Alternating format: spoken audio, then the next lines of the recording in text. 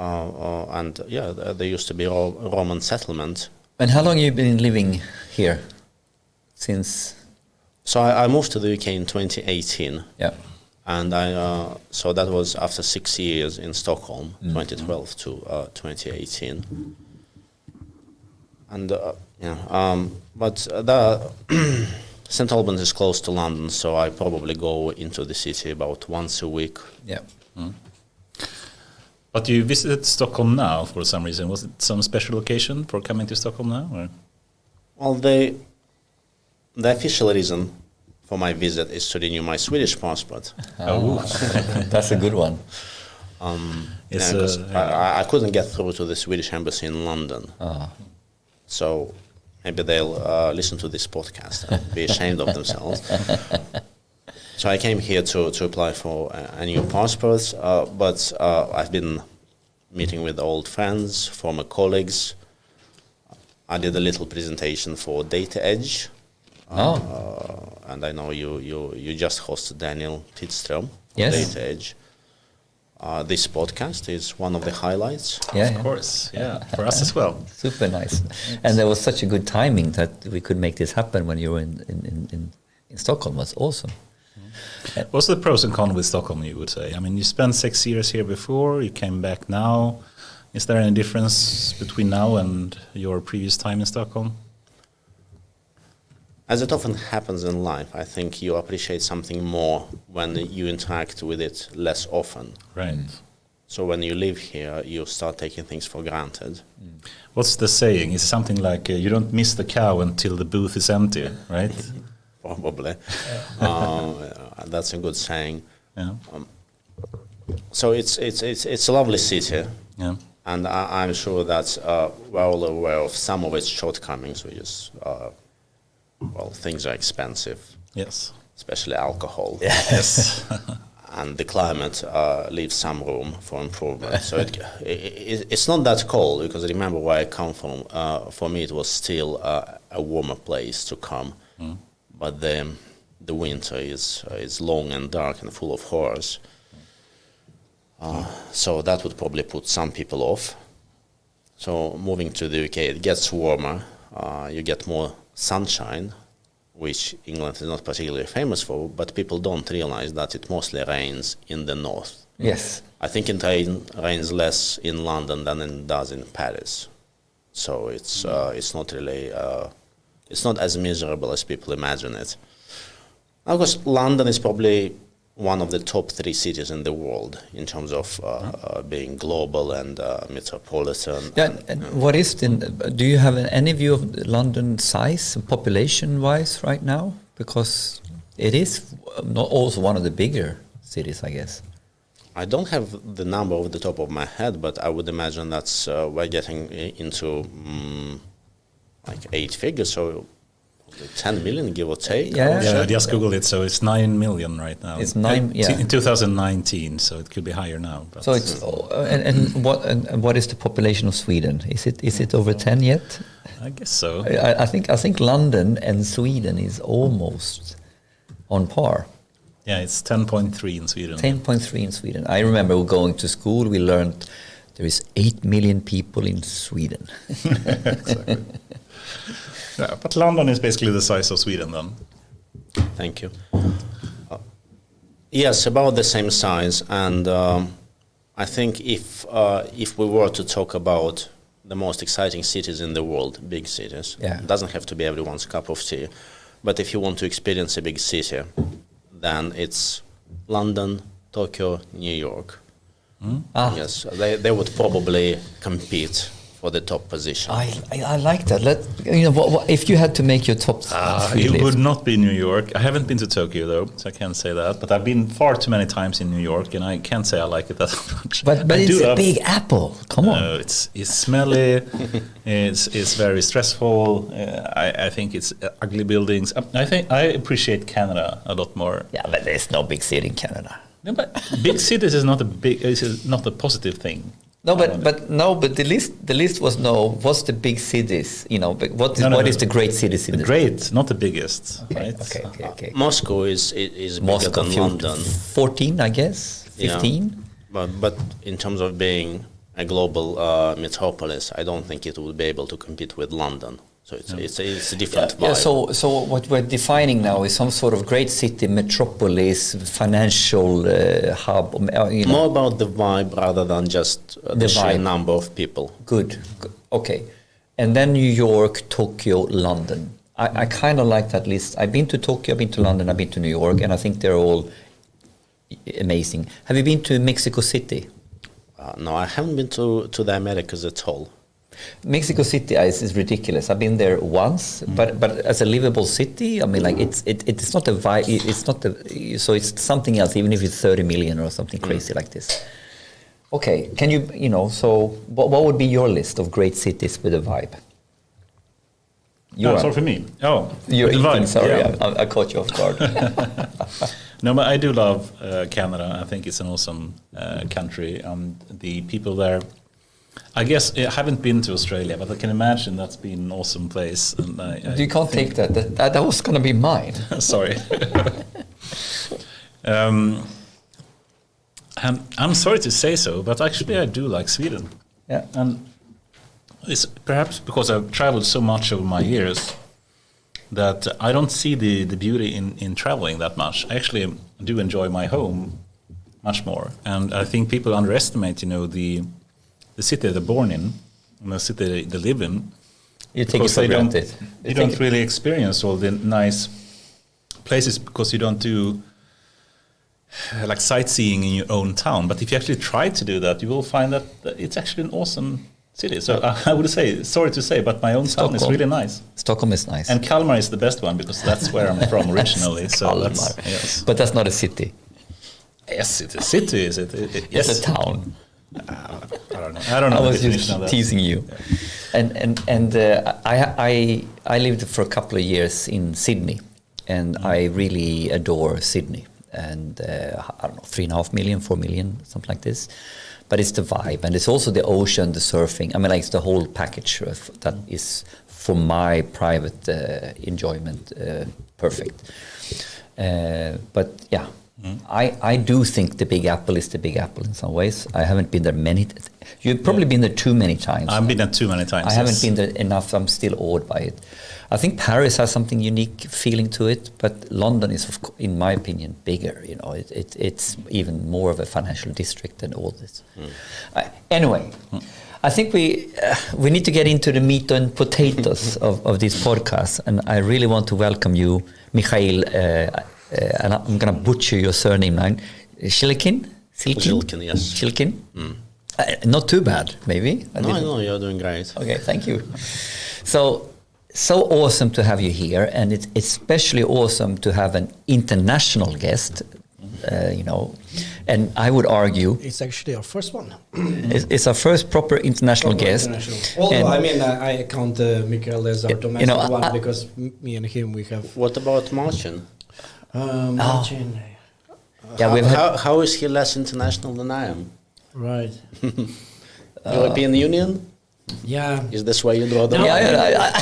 So you left Brexit, right? Yeah, I'm talking a little bit more about the majority of our guests, actually, because we opened during the pandemic, right? So majority of our guests has been either at the beginning it was mostly people living in Stockholm, and then a little bit in Sweden. But the ambition was that we will have people flying over to do the podcast. So when you said that you are in town, I said like, okay, this must happen. So for me, you're the first international that is coming actually for the show from London. So that someone who lives abroad. That's right. Okay. And came for the podcast, right? So it's good. Yeah. So now because we would have, now we did the opening, so everybody knows you had other reasons, but otherwise we would have told you come solely for the podcast. That's the main reason. Feel free. Yeah. Yes. But we are so honored to have you here, and it's you. I think you have a very exciting career, and there are many interesting topics. And what I really would like to do is a little bit contrast between some of the work that you have done, and very particularly to frame this, which is maybe a little bit the theme of the whole podcast. You've been working at some of the real, as I would call real data natives, data science front runners, like in your career, and now you're working in one of the most passionate sports of football, working at Arsenal. So it's a bit of a contrast, So maybe we can explore that throughout this podcast. How does it work?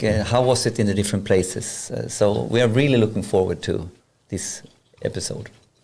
Thank you for having me here. You nailed it on the head. You hit it on the head. Arsenal is a very unusual gig. It's quite different from what I'd done before. So most of my data scientist career happened at King, working with Candy Crush. Yeah. And as you said, they're probably one of the front runners when it comes to data analytics, data science, being a data-driven company in general. And in 2018, I moved to a different country with a very unique culture to work in a very unique industry, which in some ways is lagging behind industries like IT, fintech, mobile gaming. Yeah. Because of course it has a very long history, and some of the clubs, they've been around for over 100 years, and it's a very old industry. It's an old industry. It's an, how should I put it? It's an analog culture. We are playing football. We are people. It's people playing football, right? Not even just analog. I would even say organic. Organic, even better. Biological, because you even better. But it's getting increasingly cyber, right? I wouldn't say so, because once you're there out on the pitch, you're still just a human running around on your two legs. You don't have any augmented reality helping you in any way, and there aren't even any modern technologies to communicate, to improve the communication between the players and the people on the bench.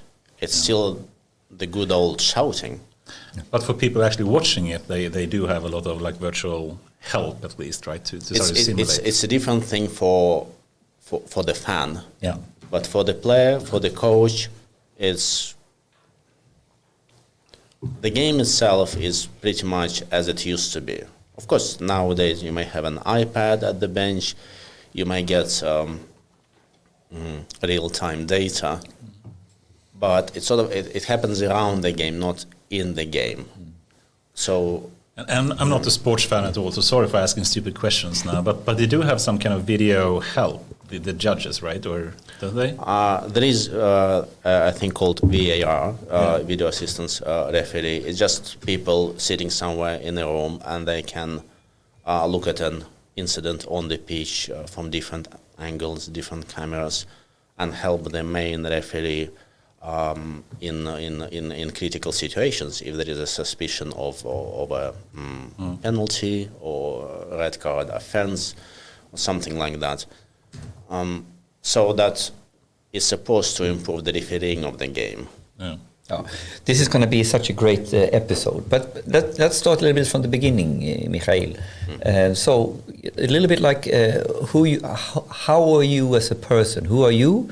And if you could give us an overview, sort of from the school and what you're schooling, and give us an overview of the key steps of your career where you've been working with data science, etc. Well,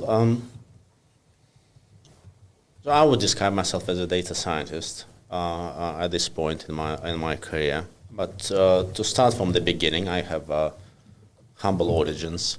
So I grew up in Russia, in a relatively small city, and I went to study in Moscow for my uni, and I graduated in 2006, Moscow Institute of Physics and Technology.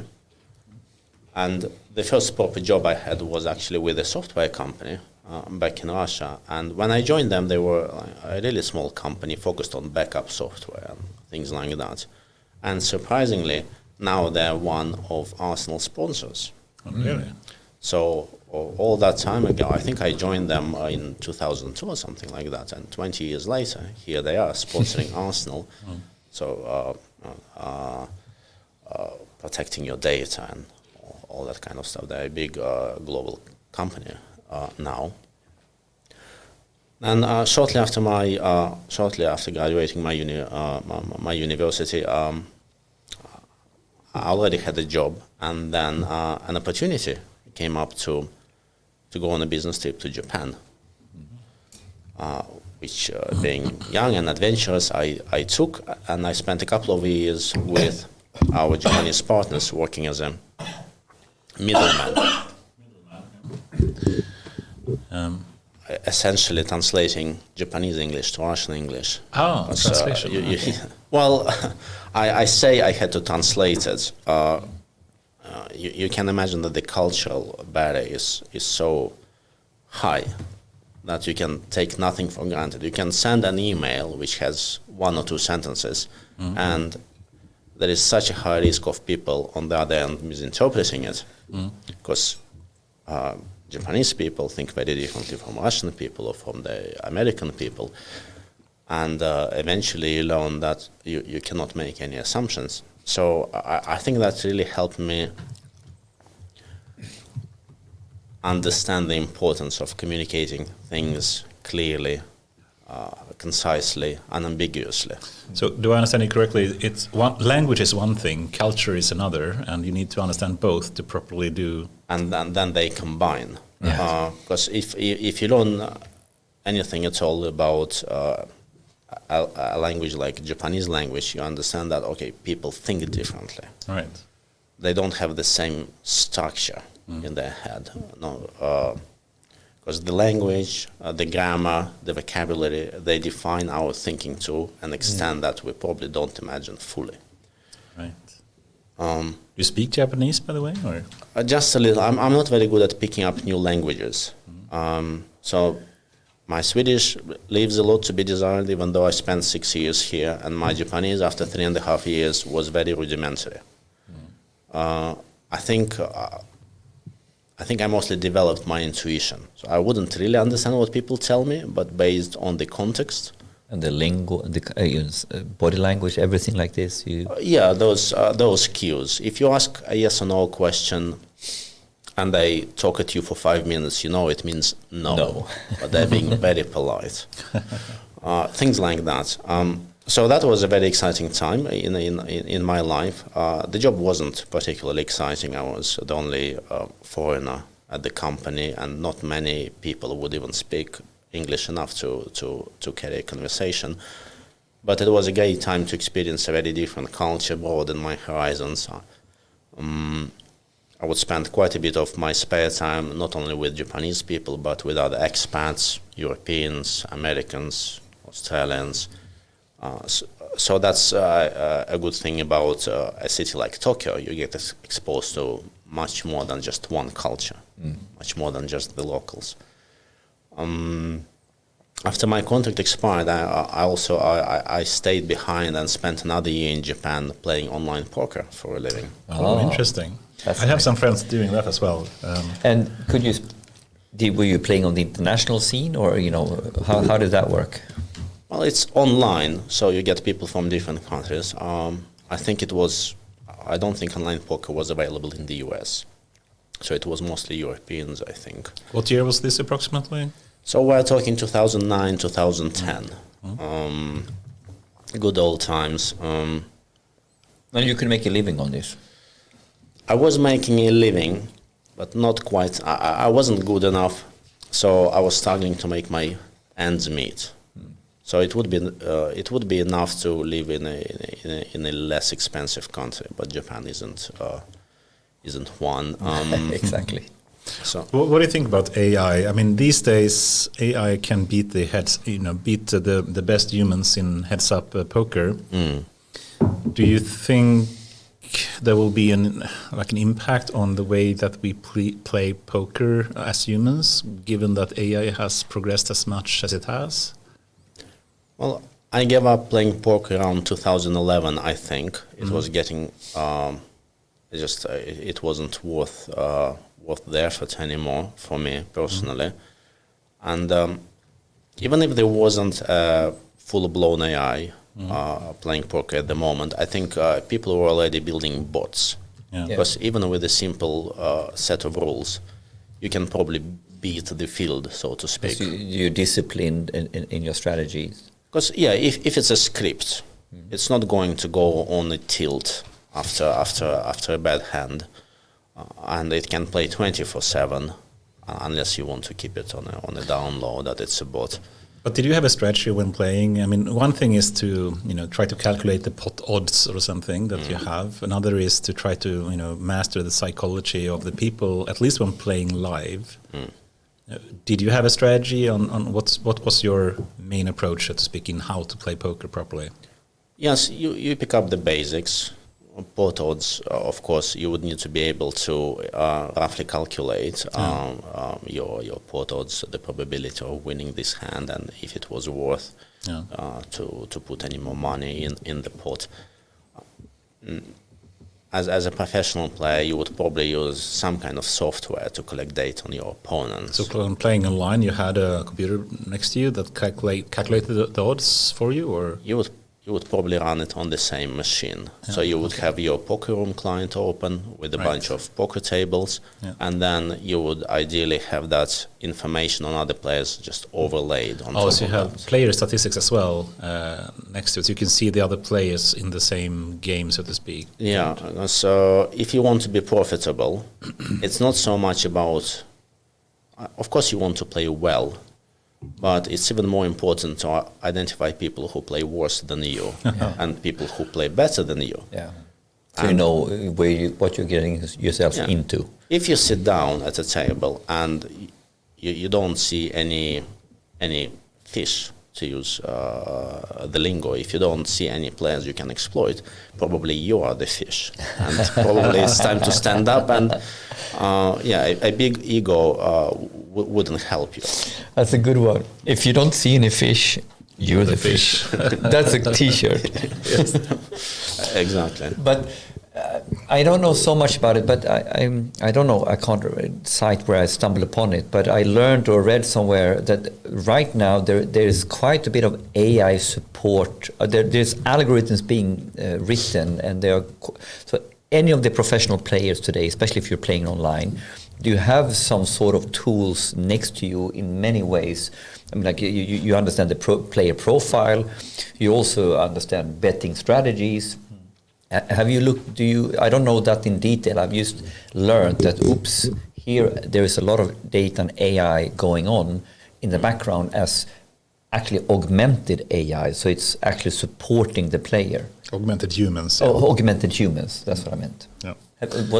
Do you have any insight in this, or have you seen it? I'm not sure why you would need to support a human instead of just replacing the human. Yeah. Because if you have a sufficiently good AI, which outperforms the best poker player, then if you want to override it, you're probably making it worse. But I think this is an interesting question. I mean, we're going to get into your book as well very soon, but I would say AI is good at some things and humans are good at other things, and of course AI is really good in calculating odds and things like that, but understanding people and the deeper analysis of people's thinking, don't you think humans potentially is a bit better than that? So if you combine the two and use AI together with humans, you would have the best of both worlds, and potentially you would have a stronger AI augmented game? My hunch is not anymore. Okay, interesting. That certainly is that point. At some point it will not be the case anymore. I understand that maybe as a human player you can see that your opponent is sweating or something like that, or there is a particular tell, and maybe your AI wouldn't have that information. Yeah. And I guess it's a big difference playing online and live as well. So online, I guess it's really hard to beat the AI today, but playing live, don't you think it's still? Well, I remember reading that the AI have beaten human players, so probably even without looking at their face. Yes. Fair and square. So my hunch is that it's probably too late to try and augment it. We just need to accept defeat, like in chess or Go. No, because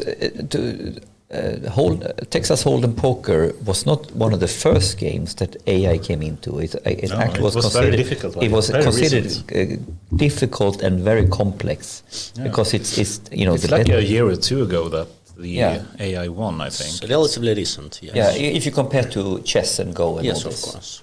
Because chess is a game with complete information or whatever. Exactly. This is the point is to have a game with incomplete information that I think is one of the main complexities here. And you're playing several hands. You're playing someone else's betting. Most profile. of the time, you don't get to see their cards. Exactly. So you observe their behavior, Exactly. and only occasionally you see what that behavior was based on. Exactly. And good players can also change their behavior, so they can play so-called meta game. Yeah, meta game. Yeah. So you can start playing very aggressively and bluff a lot and make the entire table believe that you are just an aggressive, crazy person. Yeah. And then when you do get a good hand, no one believes you and they try to call their bluff, and that's when you really cash in. Yeah. But I'm sure that modern AI, deep neural networks, they'll get to that point when they just touching base on chess as well, and going back to Kasparov, and the big moment in 1997, when he lost against Deep Blue, the IBM supercomputer, and are you familiar with chess as well, or do you know Kasparov well, or is it? Well, I don't know him well. I know that he used to be the world champion. I don't remember if he was he was a number one for like 20 years or something, or 15 years, for a long time at least, I think. Yeah. But still, I still remember a quote that he said, and that was that even though he knew exactly how the AI, or the tree search algorithm that the Deep Blue computer used to play chess, he knew exactly how that worked because he was very literate into how computer programming worked and how the Deep Blue system were actually programmed. But still, and he played very differently. When he plays against humans, he plays one way, and when he plays against a computer, he plays in a different way. And he knew exactly what the strategy would be for playing against Deep Blue, but he still lost. And he made this quote saying something like, "I could feel it, I could smell it. It's a new kind of intelligence across the board." And that's like, even though it's a super simplistic, program, it's not using machine learning. It's basically just symbolic kind of hard-coded rules that make some kind of tree search into how to play chess. That kind of simple program still had some kind of weird intelligence in some way. So even though it's simply had a simple structure, it still produced some kind of new type of intelligence, as he said it, just because of the sheer power, computational power that it had. Do you think that will happen for AI as well? I mean, even if we take today, like GPT-3, it's just a super simple thing, just predict the next word, but in some way it produced some new type of intelligence, even though it's very simplistic in its It's only simplistic because we're used to doing it. Okay, it's what just do you mean? Just like computer vision. Because for us, seeing things and being able to tell one thing from another, or telling the difference between a cat and a dog, is so natural that we take it for granted. Right. But any computer engineer would tell you that that's actually very, very difficult. It's very hard, yeah. And predicting the next word in a sentence is also very, very difficult.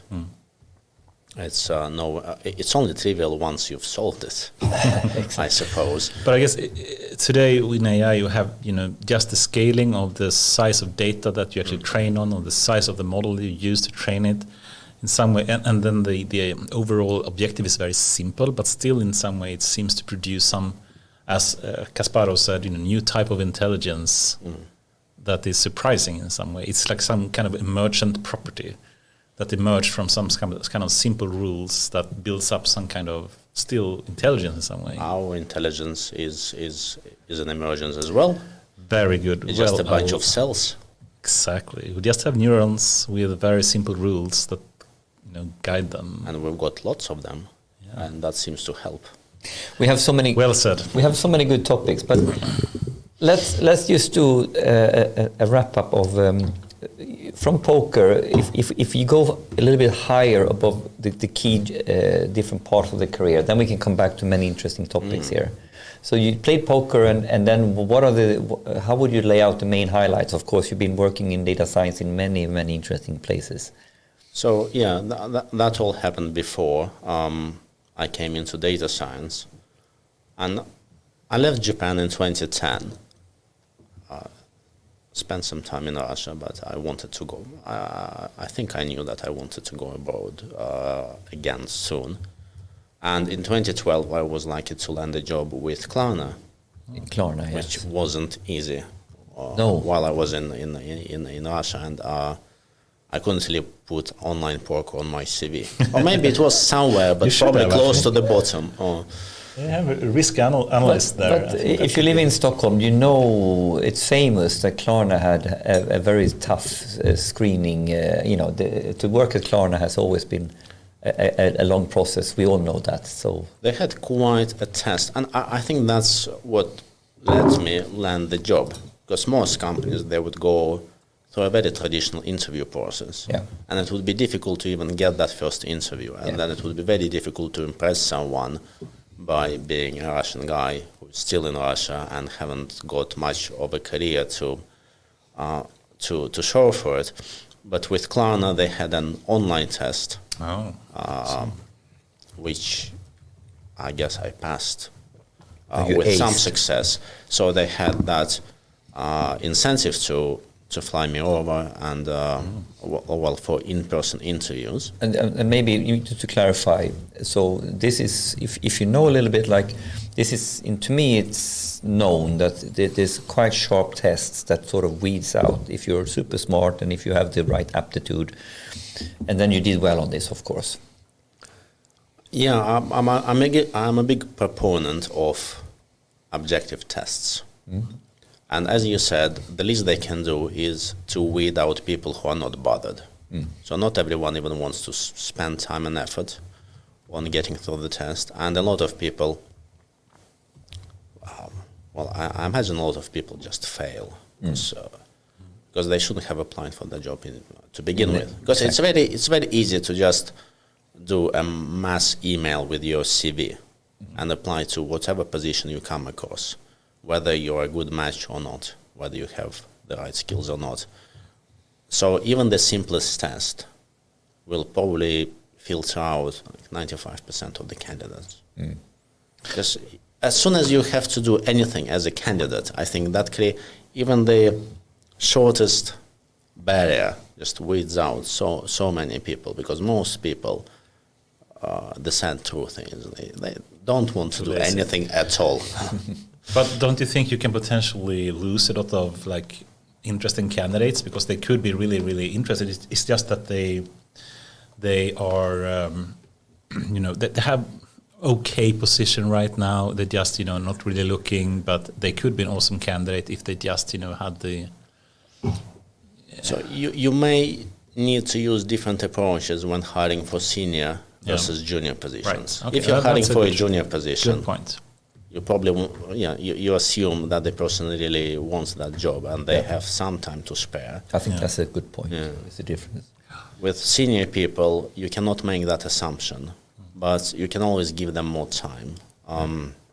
That job at Arsenal is a good example. There was a take-home test, and I spent a few evenings just making sure that I do a good job because I wanted to give it my best shot.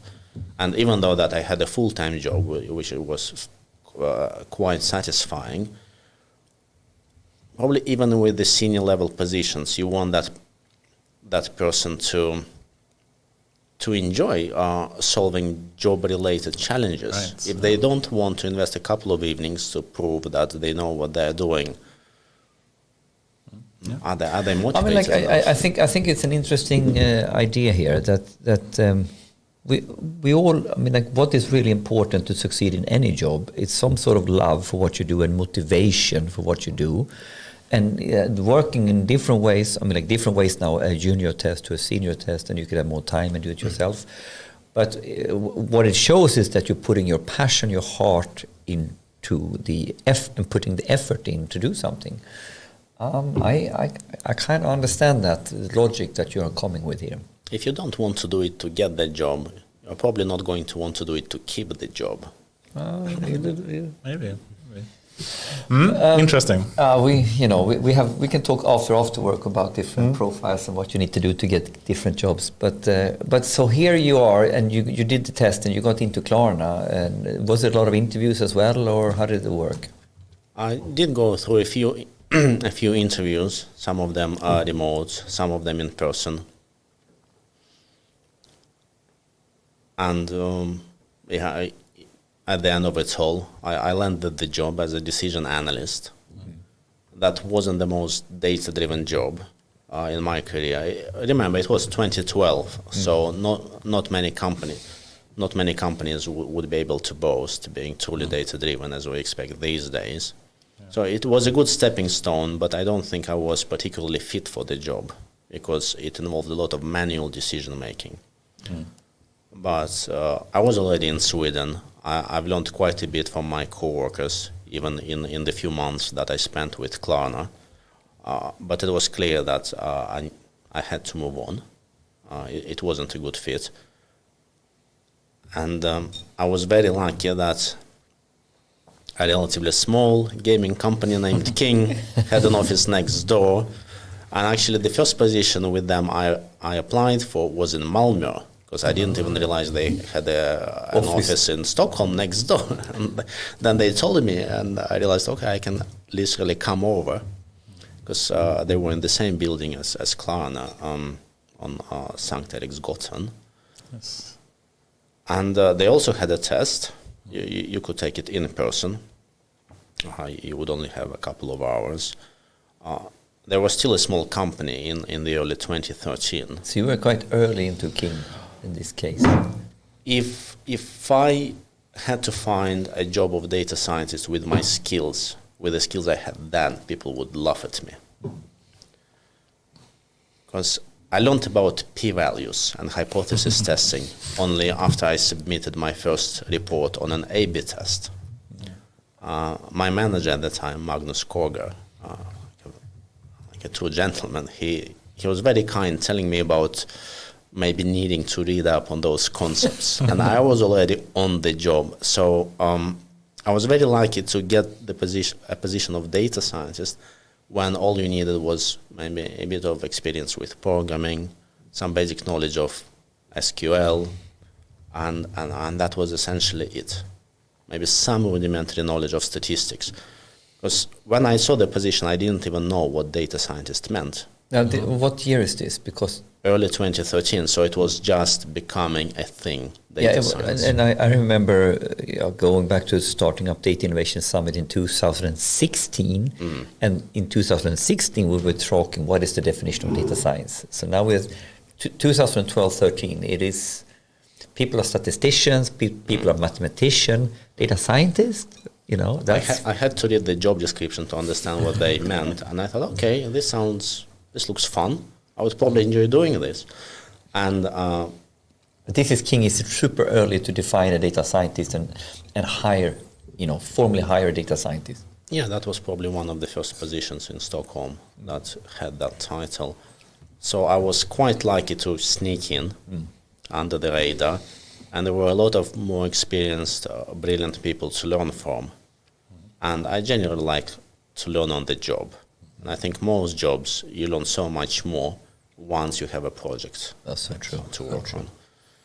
And we soon get into what the data scientist really does, given your book, etc. So let's try to avoid the question right now, even though it's very tempting. Let's try to keep to the plan to do a bit faster overview, and then we go to these topics with the book.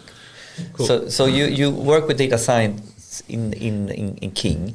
Were you focusing on several different areas, or was it one main area of use, type of use cases or applications? That was your main topic, or many different ones in King?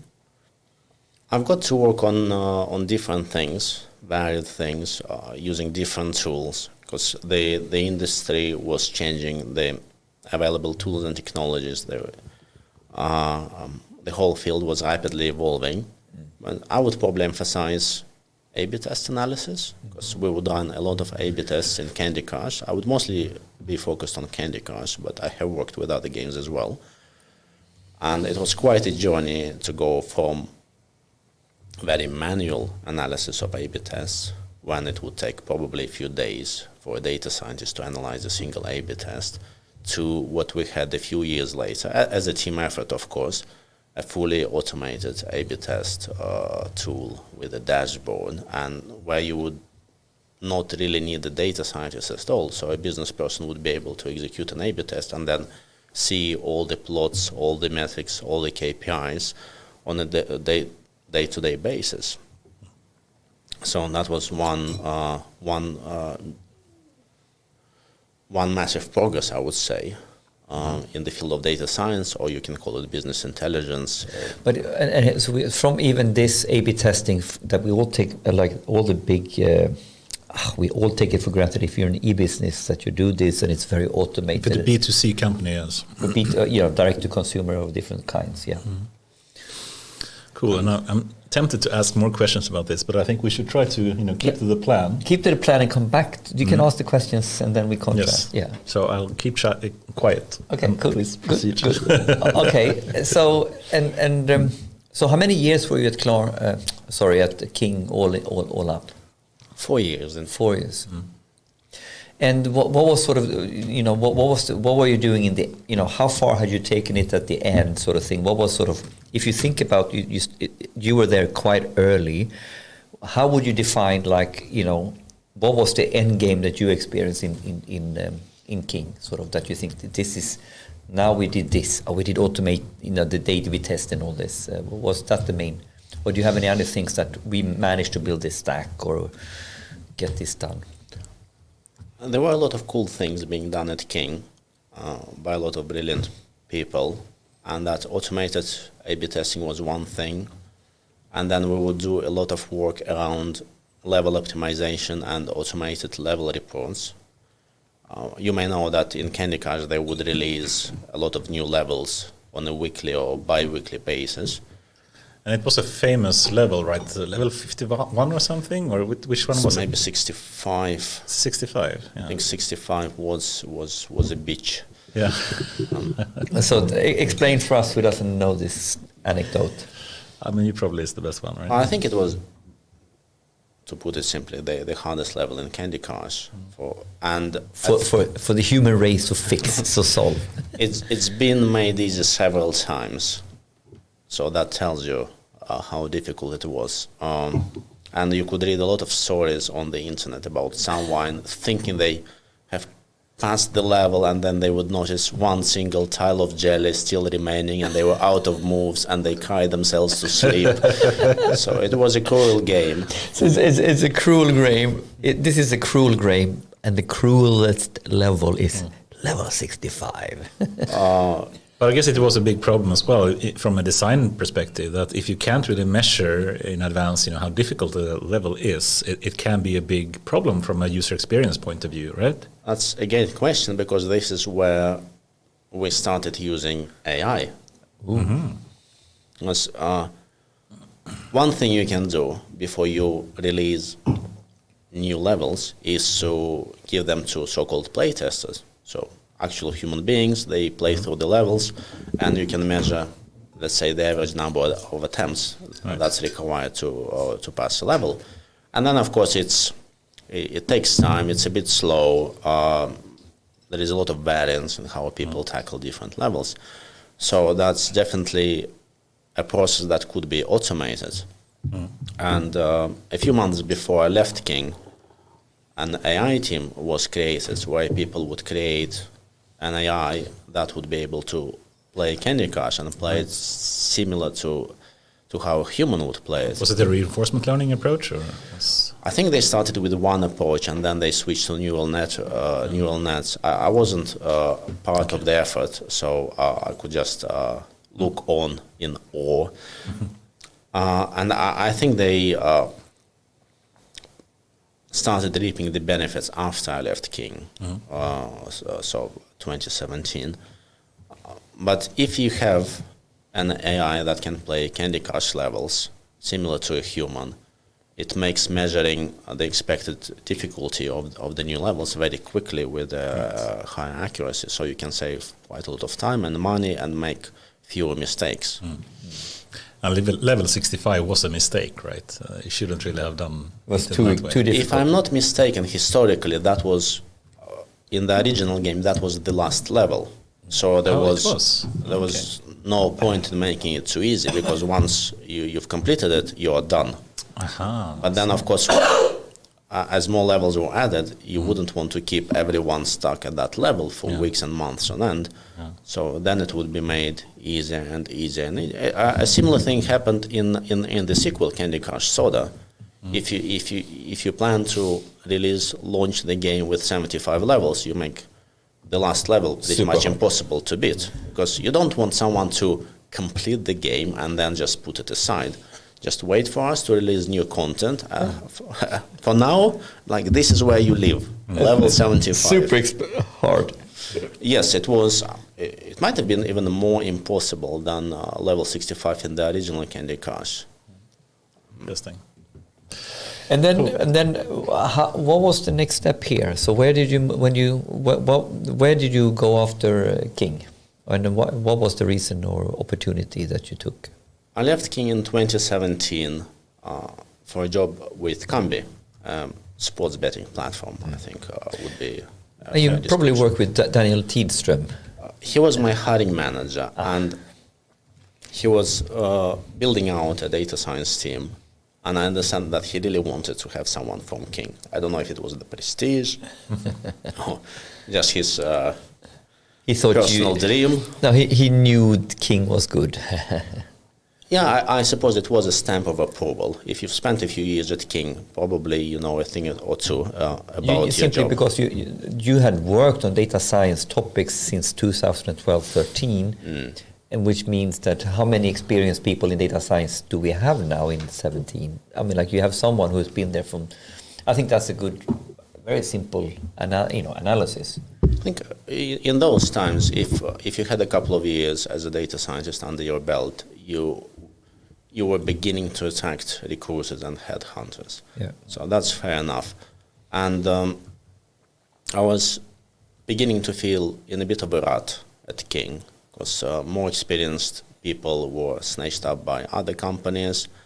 And while I could share my knowledge and experience with my teammates, I didn't see many people around me from whom I could learn myself.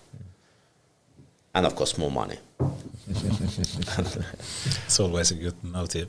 But then you spend time at the 3Ks, the Klarna, King, and Kambi. Yeah, that was a funny coincidence, yes. So how would you describe the differences, the main differences between the three, all kind of data native kind of companies? Well, Klarna wasn't data native when I was here. Right. And fair enough, 2012. Yeah. I don't think many companies were. Yeah. So most of our processes were quite manual. And there was a database or two, and you could try and look at the data, but that was more of a hobby. Did you do Erlang programming at that time as well? No. That would be the software developers. I wasn't a developer. I was a decision analyst, which is just a fancy name for someone who looks at transactions that look suspicious and is supposed to make a decision. Right. Essentially, do we loan money to this person or not?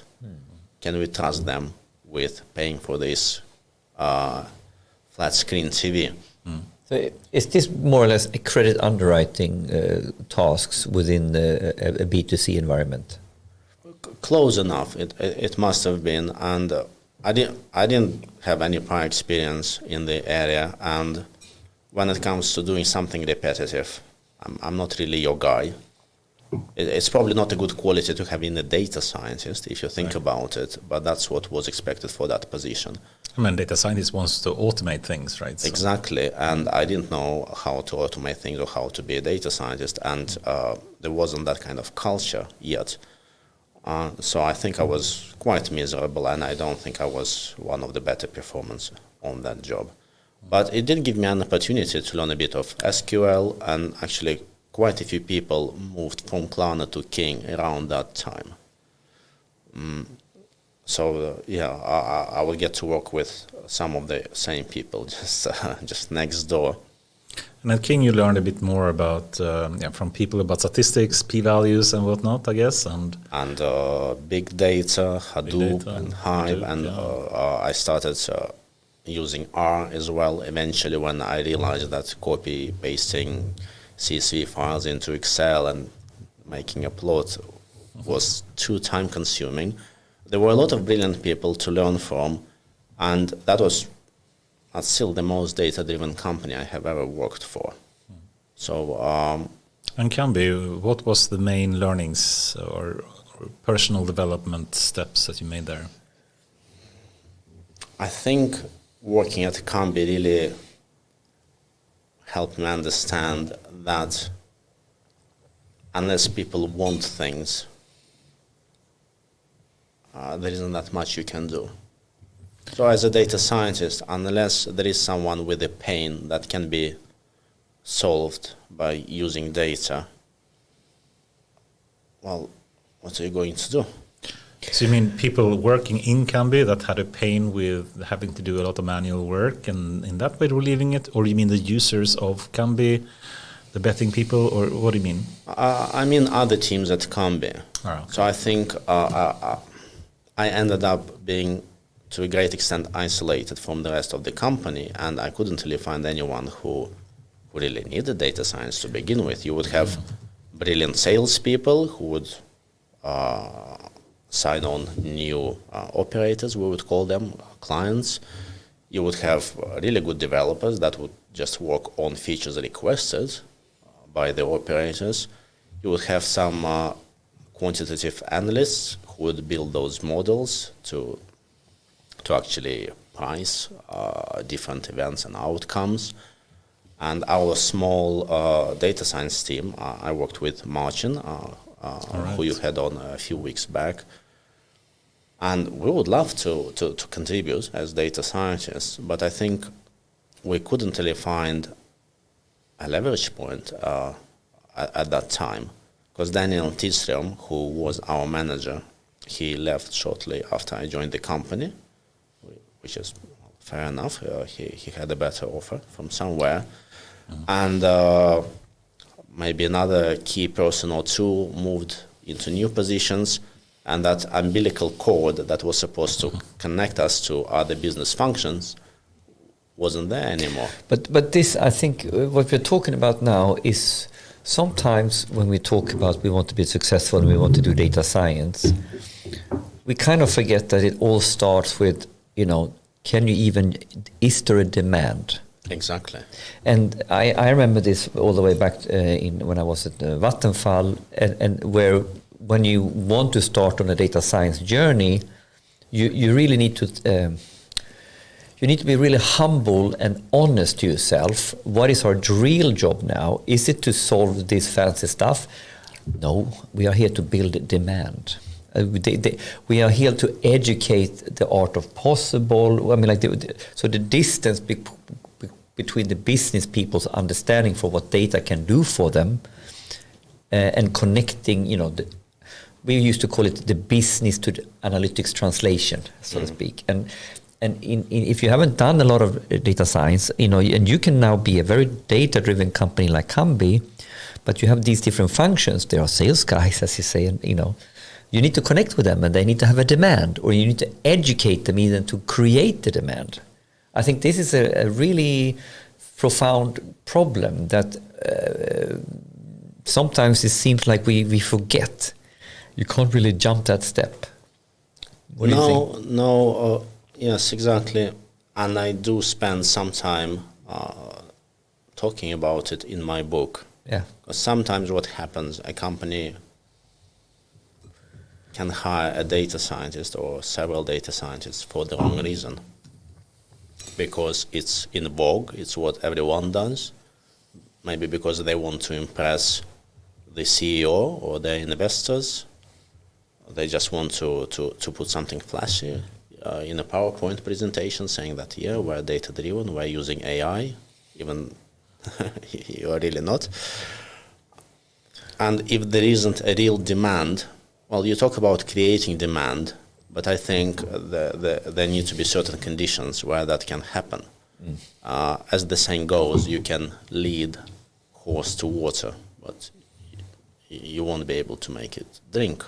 Like if it doesn't want to drink, it won't drink. And sometimes no one is actually interested in data science because people are just doing things their own way. There isn't any particular pain that they feel and that they need solved, potentially with data science. And then you just end up with a miserable person who sits there and they don't know what to do with themselves.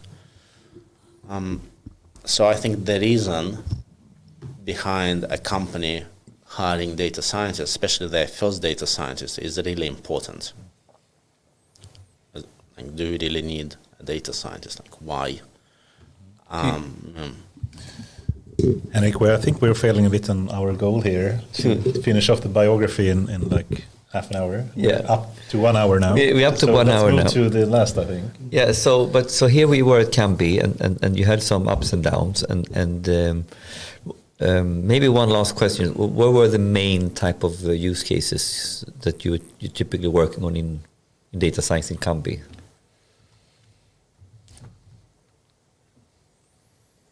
Well, one area where we tried to do some work was user segmentation. But then again, if you don't have a clear understanding of why you want to segment your users and how that's going to help you improve your core business functions, you can segment them whichever way you want.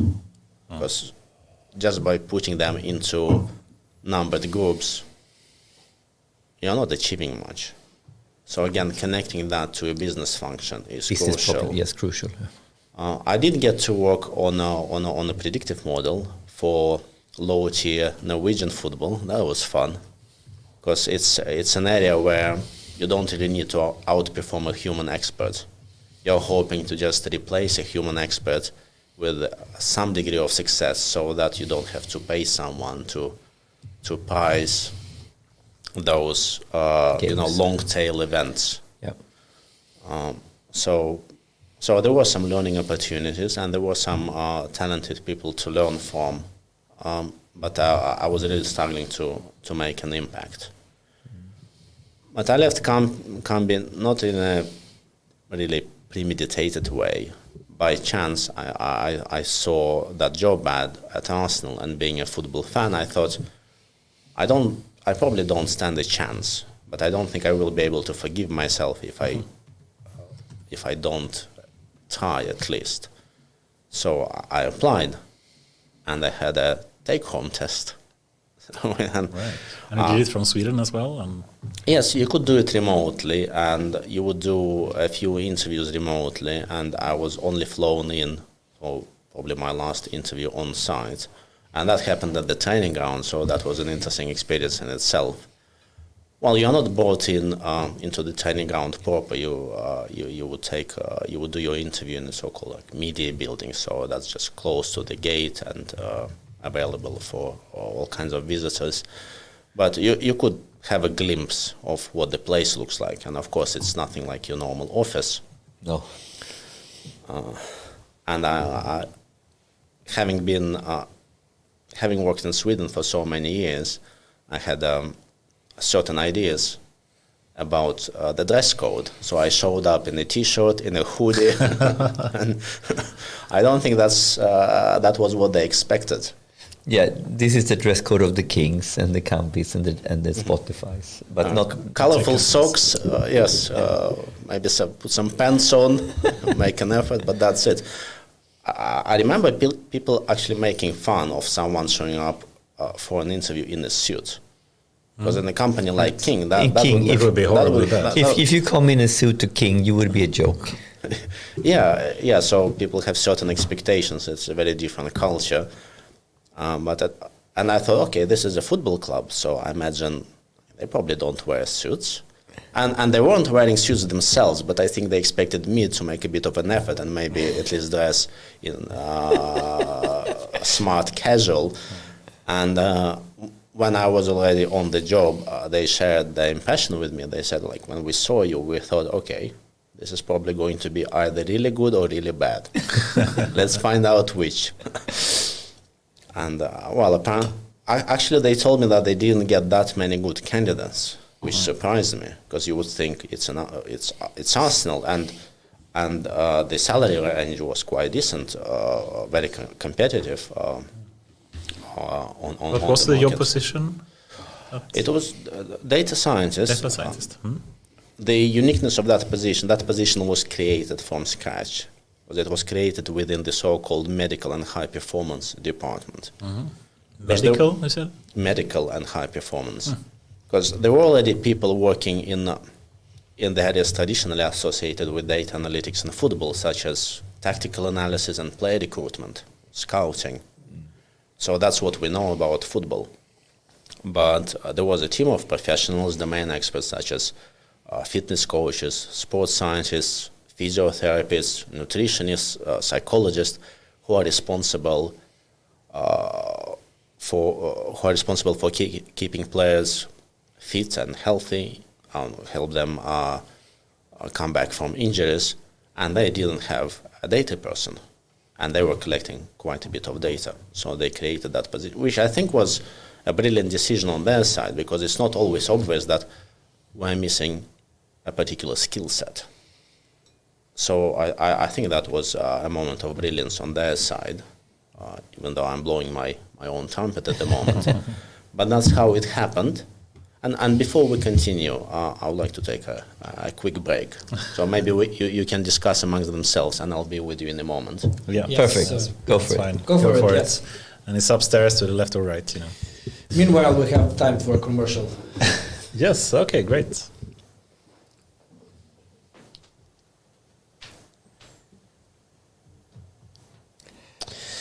So this episode is sponsored by IBM. IBM helps you implement your AI strategy and Trustworthy AI. According to IBM, Trustworthy AI has three ethical principles at its core.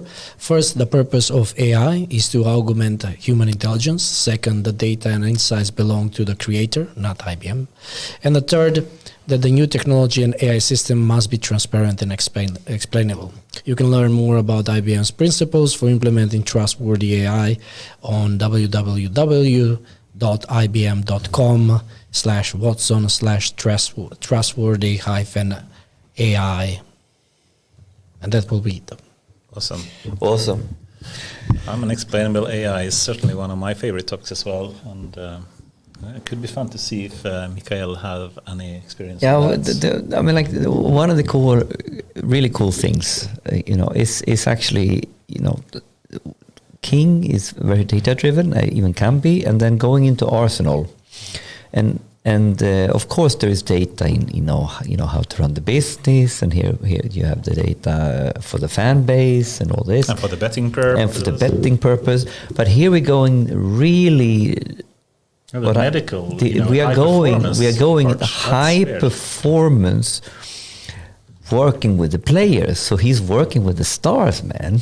It's fun to see how many areas data driven, right? Yeah, and of course now, where does he work? He works at the training ground, living north of London.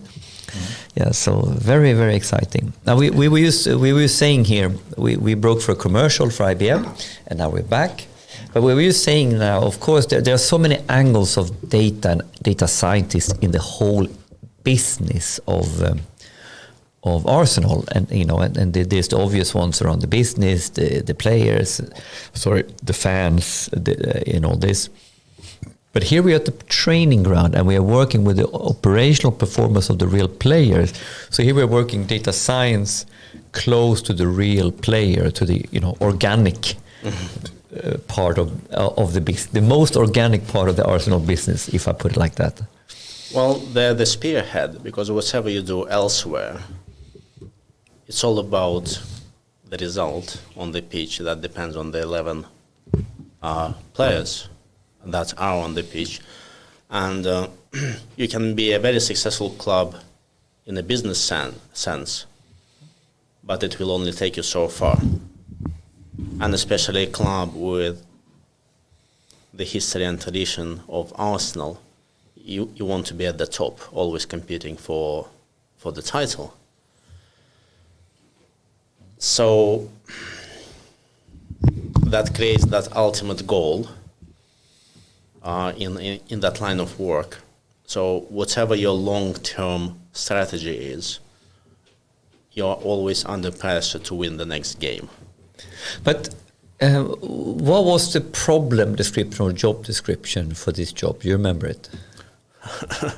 I never remember the job description because quite often they're overly detailed, verbose, and again, I talk about it in my book. Well, I don't want to diss anyone because I don't know who wrote that description, and maybe it wasn't the worst job description in the world, but generally, job descriptions, they don't do a great job. How should a good job description look like, you think? Well, for one thing, it needs to be short. And honest, I guess, in some way. Why short? Why honest? Sorry, I love it. Honest, short, to the point.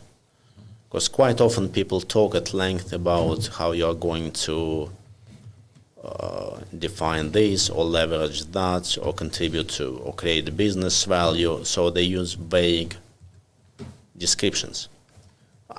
Whenever you write something that's supposed to be read by other people, it's probably a good idea to write it as if you were writing it to your mom. So Okay. how would you phrase it if it was your mom who was going to read it? You'd probably try to make it as easy as possible for her to digest it. You need to mention Hadoop as well, right? You can mention Hadoop. So of course you can expect people to be familiar with the buzzwords. But I think specificity is something that lacks pretty much everywhere. Or simplicity. Again, my book, read it. Simplicity is underrated, and I think many people shy away from simplicity. So not only don't they strive for simplicity, they actively reject it, because simplicity is quite often associated with, well, being simple. I love that term, and I think that's another T-shirt. Simplicity is underrated. I love that, and it also relates, to quotes like, Einstein saying, if you should keep things as simple as possible, but not simpler. And I think there's another thing he said, or it could have been Feynman. If you can't explain something simply, Right. you don't understand it yourself. Exactly. And I think it's Einstein as well, actually. But yeah, I love that. But that is, and we all know this. When we kind of know a subject, we fluff around compared to when you have to when you start be very educating. verbose, When you don't try- really understand it. No, or you kind of understand it, but then I'm supposed to educate someone now. I'm going to be succinct. What this is all about? What's the core? Damn, much harder, much harder. It's actually very hard to keep it simple when you decide to do it. Yeah, very true. I love that. And we need to move to your book as well. But I think we should kind of try to describe, what really were the objectives still at the position that you had in Arsenal, in the medical and high performance department. What are you trying to do as a data scientist at that place? Keep it succinct and simple. I'll do my best. So if, as I said, at the end of the day, the success of the club is defined by the 11 people on the pitch, or 10 if Jaka has already got a red card. And the coaches and the backroom staff are playing a supporting. Well, the manager, of course, defines the starting lineup and substitutions. So in a way, he plays a very important role, sort of directly. But the rest of the coaching staff and the backroom staff, they're playing a supporting role to the players. They cannot run onto the pitch and change the course of the game. So they support the players. And as a data scientist, I try and support the people supporting the players. So I'm at least twice removed from the action. So that makes it difficult to understand how much you bring to the table. And quite often all you have to go on is how much people need something, how much they like it when you deliver. So it's all very subjective. But at the end of the day, if people feel good using what you have created for them, probably you're doing something right. So what can you provide for them? I mean, if they need something and they want to feel good, what can you provide to make them do feel good? So firstly, you can make it easy for them to access data in a digestible, consumable form. Yeah. So instead of raw numbers, you can have a color-coded bar chart. Right. That already goes a long way. Secondly, you can save that time. So instead of downloading data, copy-pasting it, manual data entry, and all those little things that can maybe take up to half an hour every day, if as a data scientist you hope to be like a decent software engineer, obviously you wouldn't work as a software developer, but you can put together a script. Yes. So if you can automate that process, you can save people's time, and you can put a price tag on that, because their salary, so you save 10% of their time. You save not only do you save money, but you also hopefully make people happier, because you take away the most mundane part of their job. And high performance as well. Yeah. If they're a sports scientist or a physiotherapist, you want them to focus on sports science and physiotherapy. Can you give an example of a graph or some kind of visualization that you as a data scientist can provide? Is it for the players? Is it for the physiotherapists? Or what kind of graphs? Can you give some example perhaps?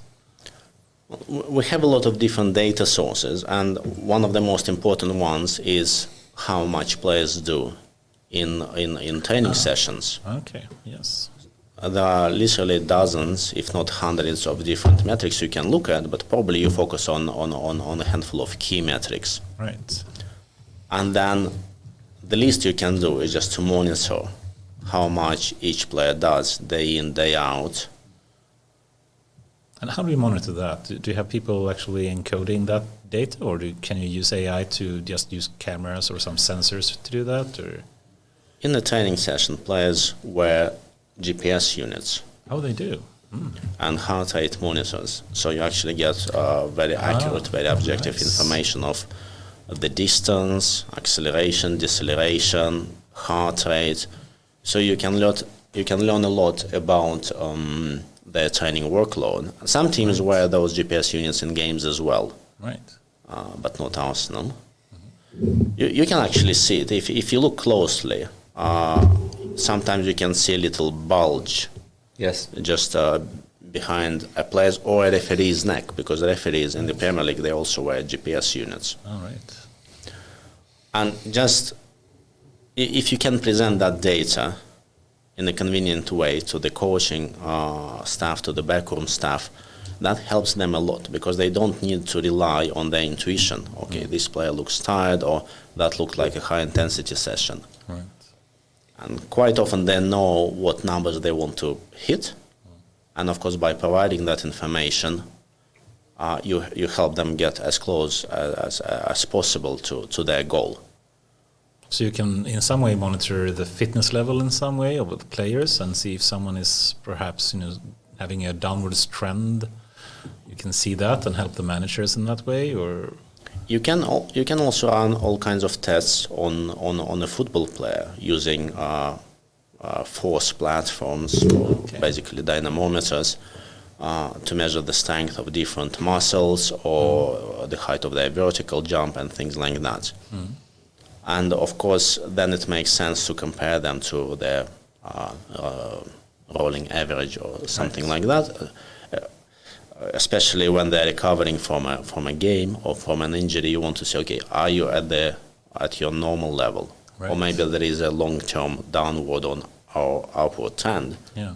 For example, if I'm a strength and conditioning coach and I'm working with a player trying to make them stronger, I probably want to measure that, because if I cannot measure that, how do I even know that the program is working? Interesting.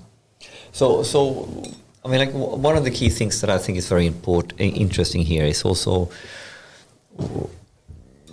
if I compare to a company like King, I mean, like we talked about this before, Mikhail, like then you have very concrete metrics that you want to measure and all that. And here we now need to find the other metrics that is now performance metrics. And maybe a long story short here is like, it's very interesting because we have the ultimate metric, I guess, you explained it, is like to winning the championship. So that's the number one, if the club wins the Champions League or the championship, that determines a lot. If you win the championship, then you can go into Champions League, you get more money, all this prestige. And then you go down to winning the game. And now from winning the game, we go into, you can measure and analyze the stats and performance of the game. And now then you get into the indirect metrics or, the organic metrics. What performance metrics or what fitness or health metrics of a player do we want to work on in order to maximize our chances to... So I think this whole. I think maybe you can summarize it better than I did. But how to think about metrics in this and how have you been thinking about that could be very interesting to explore a little bit. No, you did a good job explaining it. But just to reiterate, the most important metrics are there for everyone to see. Your position in the league table at the end of the season. That's what it's all about. And then, of course, with every game, did you win? Did you draw the game? Did you lose? Did you get the 3 points or the 1 point? And that, of course, is determined by the player's performance. That also is determined by their position, because they also want to win the game. And there is a strong element of luck in it. When the difference between the two teams isn't that obvious, the game is often decided by maybe one or two individual events. You take a shot, it hits the goalpost. 2 inches to the right, you would have won the game. What do you think about that? And to be honest, I'm not a sports person at all. I did play some football during my younger years, but I do find it a bit annoying that random luck has such a big role to play in soccer. The role is the ball is round. That's the beauty of the game. What do you think about that? Do you think that's annoying, or do you think that's one of the beauties of the game, that luck has such a big play? Well, without that randomness, I don't think we would have football. If the better team always won, they wouldn't need to play. Because you would just say, okay, you are the strongest team, here's your cup. Here's your medal. What do we do now? I fully agree with what you said now, because that's excitement, and it's the underdog from under all odds can win. I mean, like right now, Arsenal is not as the highest performer. I mean, like you would argue maybe City or Chelsea. I don't know who is the favorites in the betting this year. Well, it's Manchester City at the moment. City at the moment, right? And where does the betting companies place Arsenal right now in the league? Third or fourth? Or? Well, we're hoping to finish fourth. I think out of 3 teams, Arsenal, Tottenham, and Manchester United were the favorites to finish fourth, behind Chelsea, Liverpool, and Manchester City. Yeah.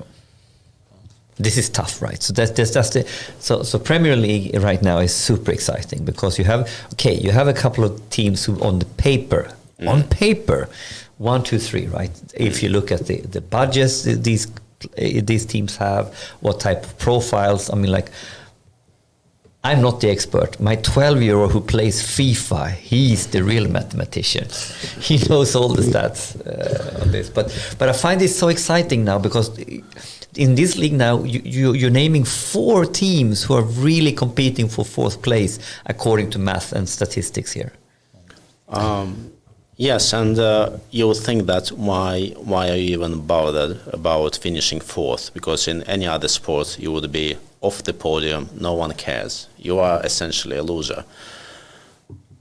But in case of the Premier League, which is so competitive, and the top 4 teams, they get to play in the Champions League. Which is huge. So finishing 4th is almost as good as maybe winning the title in a less competitive league. Yes. And if you have followed Arsenal, we haven't finished fourth for a few years. Since I joined the club, I've never been in the Champions League, so I'm quite excited about that possibility. Yes. We should really move into your book as well, and I think we should do that. But before we do, perhaps final remark about Arsenal as well. Can you mention some upcoming exciting work that you're doing, some projects, something that you can mention that you're excited about working with in Arsenal? Well, we are working on a couple of research papers that will probably be at some point published. Yeah. But, I don't think I'm in a position to disclose them before they are published. Some area at least, or can you mention something about them, or without disclosing any results or? Well, methods? we're trying to look at the trends in the Premier League because it is getting more and more physically intense,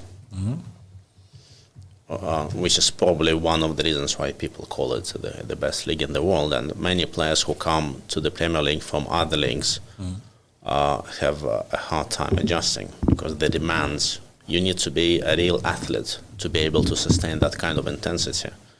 And if you look at Premier League clubs competing in Europe, quite often you'll see that it starts to show in the second half.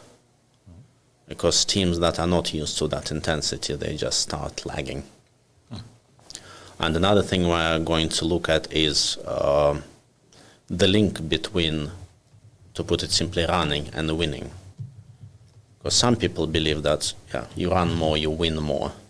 So you mean running as in the players on the field? Players on the field. If you have the stamina, if you can run with not getting tired. And of course it's so much more complicated, but you need to start somewhere. So we are trying to do some old school research. And you're going to try to publish it as well, or just that's all being done as part of a PhD. So it should be published at some point. But So you have a PhD student in Arsenal as well, or is it? Well, not really, because you can do a PhD on the job, but it's not my PhD. I'm providing some data support, of course, and some statistics, some statistical diligence behind it. So maybe I'm not sure if you follow that kind of material on Twitter, but I'm sure in due time it will be announced when it's ready. Because publishing a research paper is a long process. There's a lot of back and forth.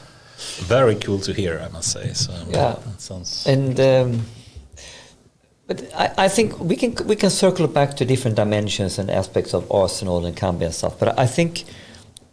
Tell me the whole background about writing a book. How did that come about, and when did you start that idea? It's not a very long story. I just got an email from a publisher saying, "Do you want to write a book about data science?" Oh, that was it. I don't know how they found me. I don't know why they decided that I could be a good candidate for writing, because I hadn't written anything. I hadn't even had a blog. Something like that. So it was out of the blue, and I thought, okay, this kind of opportunity doesn't come along too often. I'll give it a go. When was this? It was just before the pandemic and the lockdowns. So if there is a silver lining to all the lockdowns, it was that I had a lot of time on my hands, sitting at home. So it was a good time to write a book, coincidentally. And I showed them a sample chapter based on one of my conference talks, and they liked it. I said, I'm going to keep it broad. It's not going to be a textbook. I'm not going to focus on any particular technology. It's basically going to be a long rant in book format about data science. They liked the idea. It took me about a year, I think, to write it. I had support from a reviewer or two and the editor. Yeah. And we pushed it through. I think the book sold about 250 copies in the first 2 months, which I think is okay for a niche book, because it's not the next Harry Potter. It's a book about data science, but I think whether you're an analyst, a data scientist, or someone who uses the work of data people or manages data people, it can be interesting to all kinds of people. So as long as you hear the word data and it piques your interest, you may get something out of this book. How did you manage to get the self-discipline to actually write in the book? Did you take a couple of some hour per day or per week, or how did you master that? It was a struggle. Trying to write something regularly was a key. Just as you said, you don't want to take a long break. I usually think better on my feet when I go out for a walk. So I will try and maybe jot some ideas down and then come home and expand on them. Quite often you get inspiration from reading other people. Maybe it's a long read, maybe just it's a Twitter post. It can, quite often when you read something, you get more value from the thoughts that they provoke in your head rather than from the actual text. So you just start daydreaming and then you get new ideas yourself. Interesting. Cool. And if we go through some of the chapters you have as well, and the title, we should probably talk about that. I love the title as well. Data Science Without Makeup. How did you come up with the title? The fundamental idea behind the book is that there is a lot of hype around data science, and it's not always unjustified. So there is a lot to be excited when it comes to data science, machine learning, artificial intelligence. But you probably know that pretty well, that there are a lot of people who just talk the talk, but they don't know really what they're talking about. And there are a lot of buzzwords, just a lot of misinformation and delusion around data science and artificial intelligence. And I just wanted to write something a bit more pragmatic, much more skeptical, grumpy, sour and bitter. And one of the lines at the beginning of the book was, I'm going to write about data science as it is, warts and all. And from there you get to data science without makeup. Because, that's how we want to show it. So I love it. I really love the title. And I think the first part is called The Ugly Truth. And you speak about, what really data science is. Do you have a preferred definition of what data science is? So for the purposes of my book, it wasn't that important. So whatever you do with data, if you call it business intelligence, data analysis, data science, probably the book is going to be relevant to it. It may be less relevant when it comes to machine learning and artificial intelligence because it's a very specific subfield of data science. But otherwise, as long as you write code, do something with data, work with stakeholders, probably there will be some bits of the book that will make you think, or that maybe something that you will agree or disagree with, but you're not going to be left untouched, indifferent. And of course, you start with definitions just to get it out of the way. But I didn't want to dwell on what data science means. So a very quick introduction. So this is what we're talking about. Doesn't have to be very specific. Call it what you like. But we probably all share some intuitive understanding of what data science is.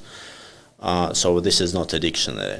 And then I try to quickly go into the topic of why it is harder than many people realize, and how our brain isn't particularly suited. So why is it hard?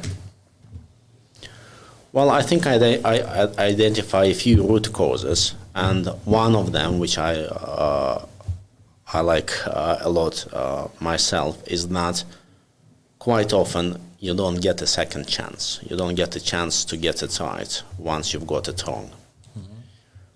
And one example I use in my book is the analysis of an A/B test. So you have all your numbers, you make a nice plot, you show the difference between the test groups, everyone is happy, and then you implement the solution that showed better results in the A/B test, and then you can follow the business KPIs afterwards, and it all looks fine. And then the twist doing the analysis, you misplaced the columns. So you mistook group A for group B and vice versa. So actually you made things worse inadvertently. But unless someone verifies your work, ideally independently, so that they don't just follow in your footsteps, no one is going to discover that. The end users, if it's a mobile game, the end users are not going to discover it. They don't know that they are spending 1% less on average. So it's hard because it's so easy to make mistakes, and it's really hard for people to discover it in some way? It's easy to make mistakes because data science quite often involves a lot of sequential steps. And if you make a mistake at one step, it just ruins the whole thing, useless or even harmful. And then more often than not, there isn't anyone to help you catch that mistake. Right. And I found a lot of mistakes in my own work, and sometimes really embarrassing. Yeah.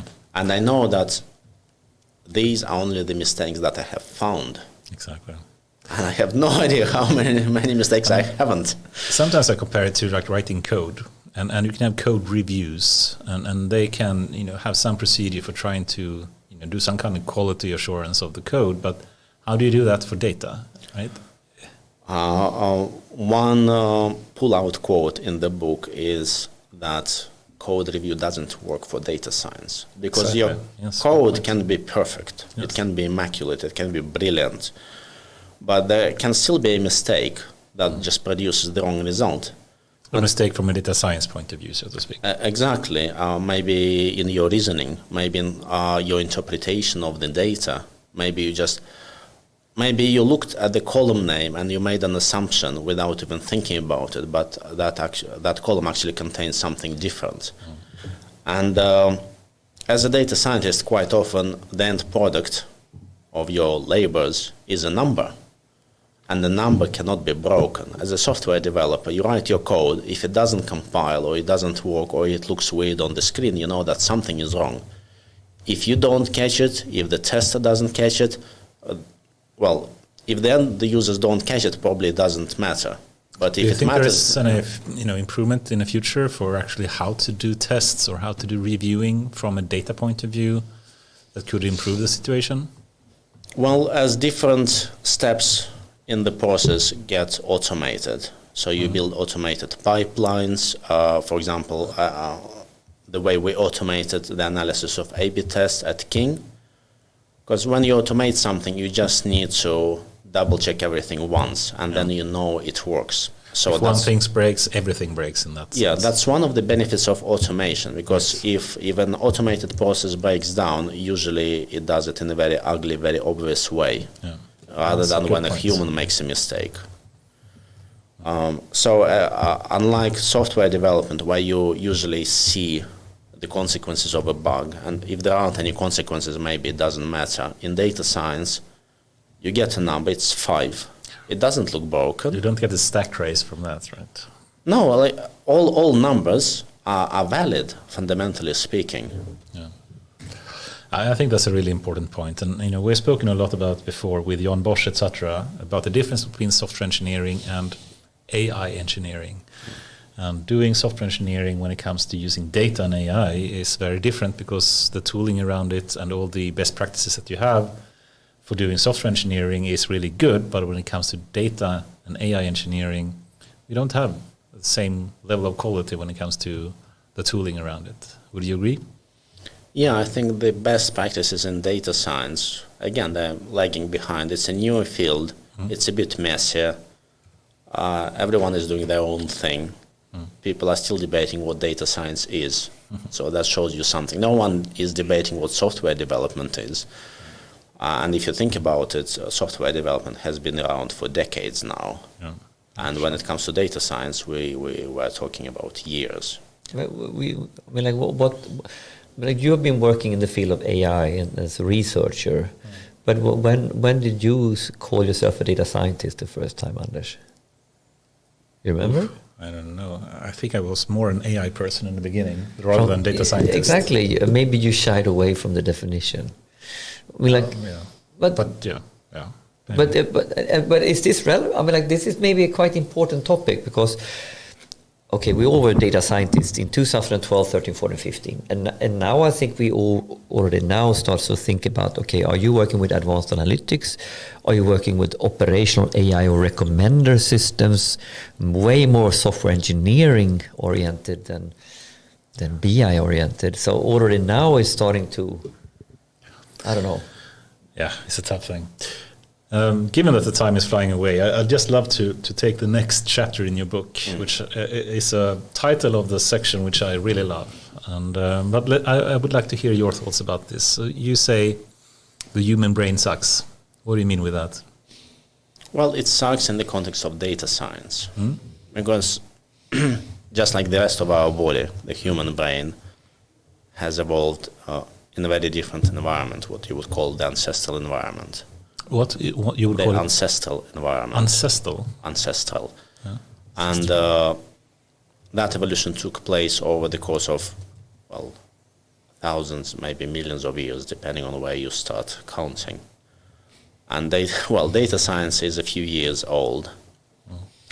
And computer technology is decades old. While industrial revolution happened just a couple of centuries ago.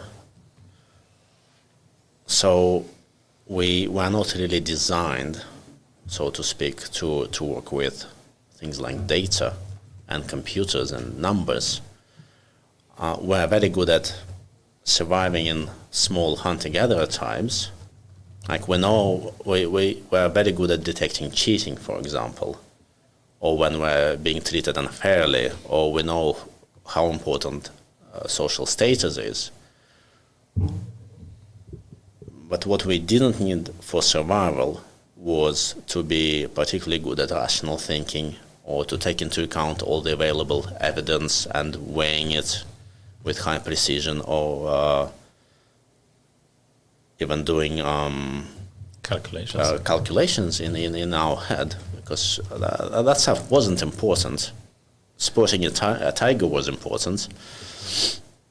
I love that, and I think, especially saying that the human brain is actually really bad at many things, I think is something that people don't say enough. We always say, AI should be as, human level type of intelligence, but I think that's a really wrong way to go for it.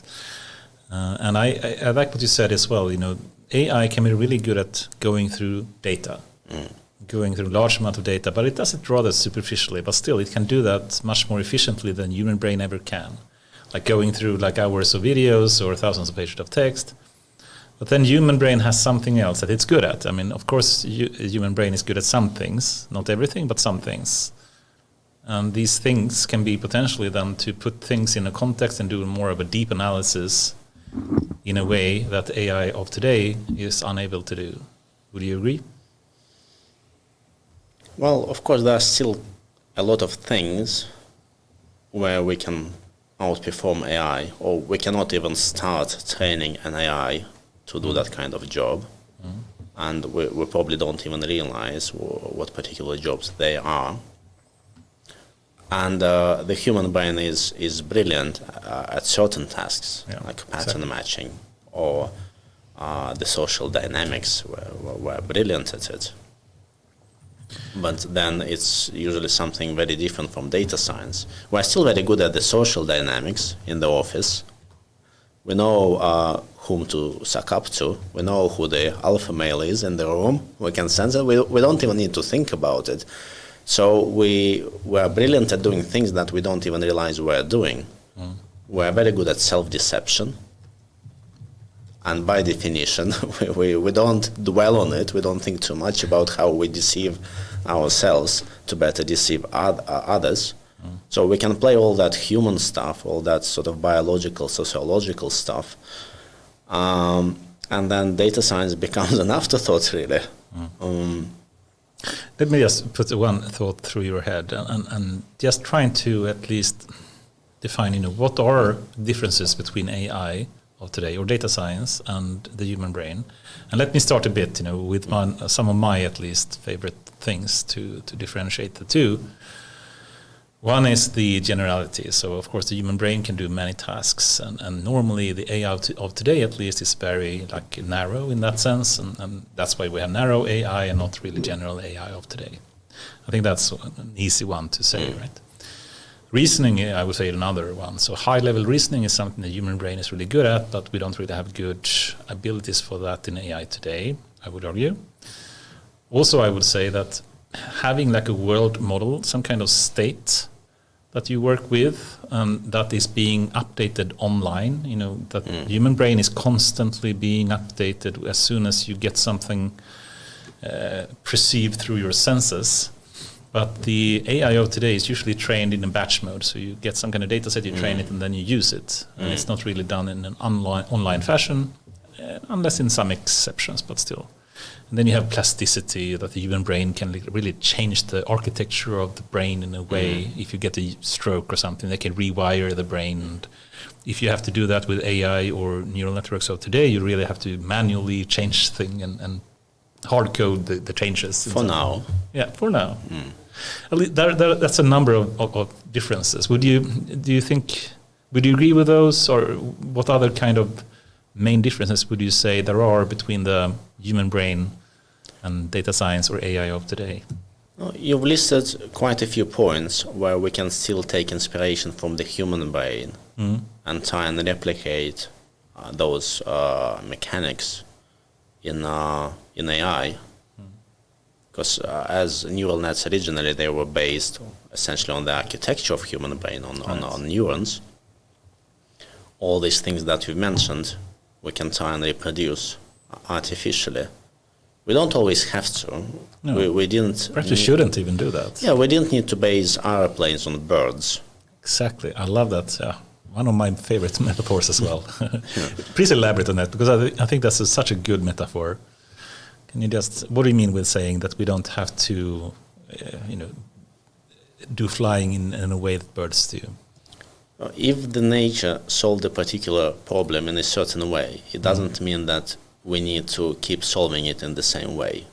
So if the birds, let's say, learn to fly by flapping their wings, it doesn't mean that our planes have to flap their wings. Yeah. Because we discover the fundamental laws of nature, and then we can design something different from first principles. Yes. Oh. Well said. Super. And first principles is one of those fundamental favorite T-shirts, that we think a lot around, and we've had this conversation going back, and also, Elon Musk being a hero for bringing it up all the time. But first principles is core, I think, in order to better understand how we use data and AI in relation to business, whatever we're doing. Would you agree? Yeah, of course. It's a great idea, and it's probably something that's easier to talk about than to implement in practice. But it's something to strive for. Exactly. I should have a vision at least. See what happens.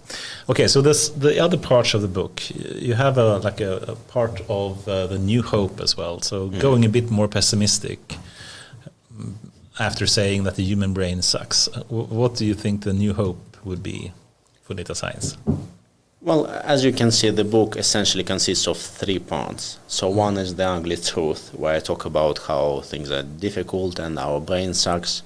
So it's all doom and gloom. And the second part, A New Hope, focuses on best practices that can help us, if not to get things right, but to at least get them less wrong.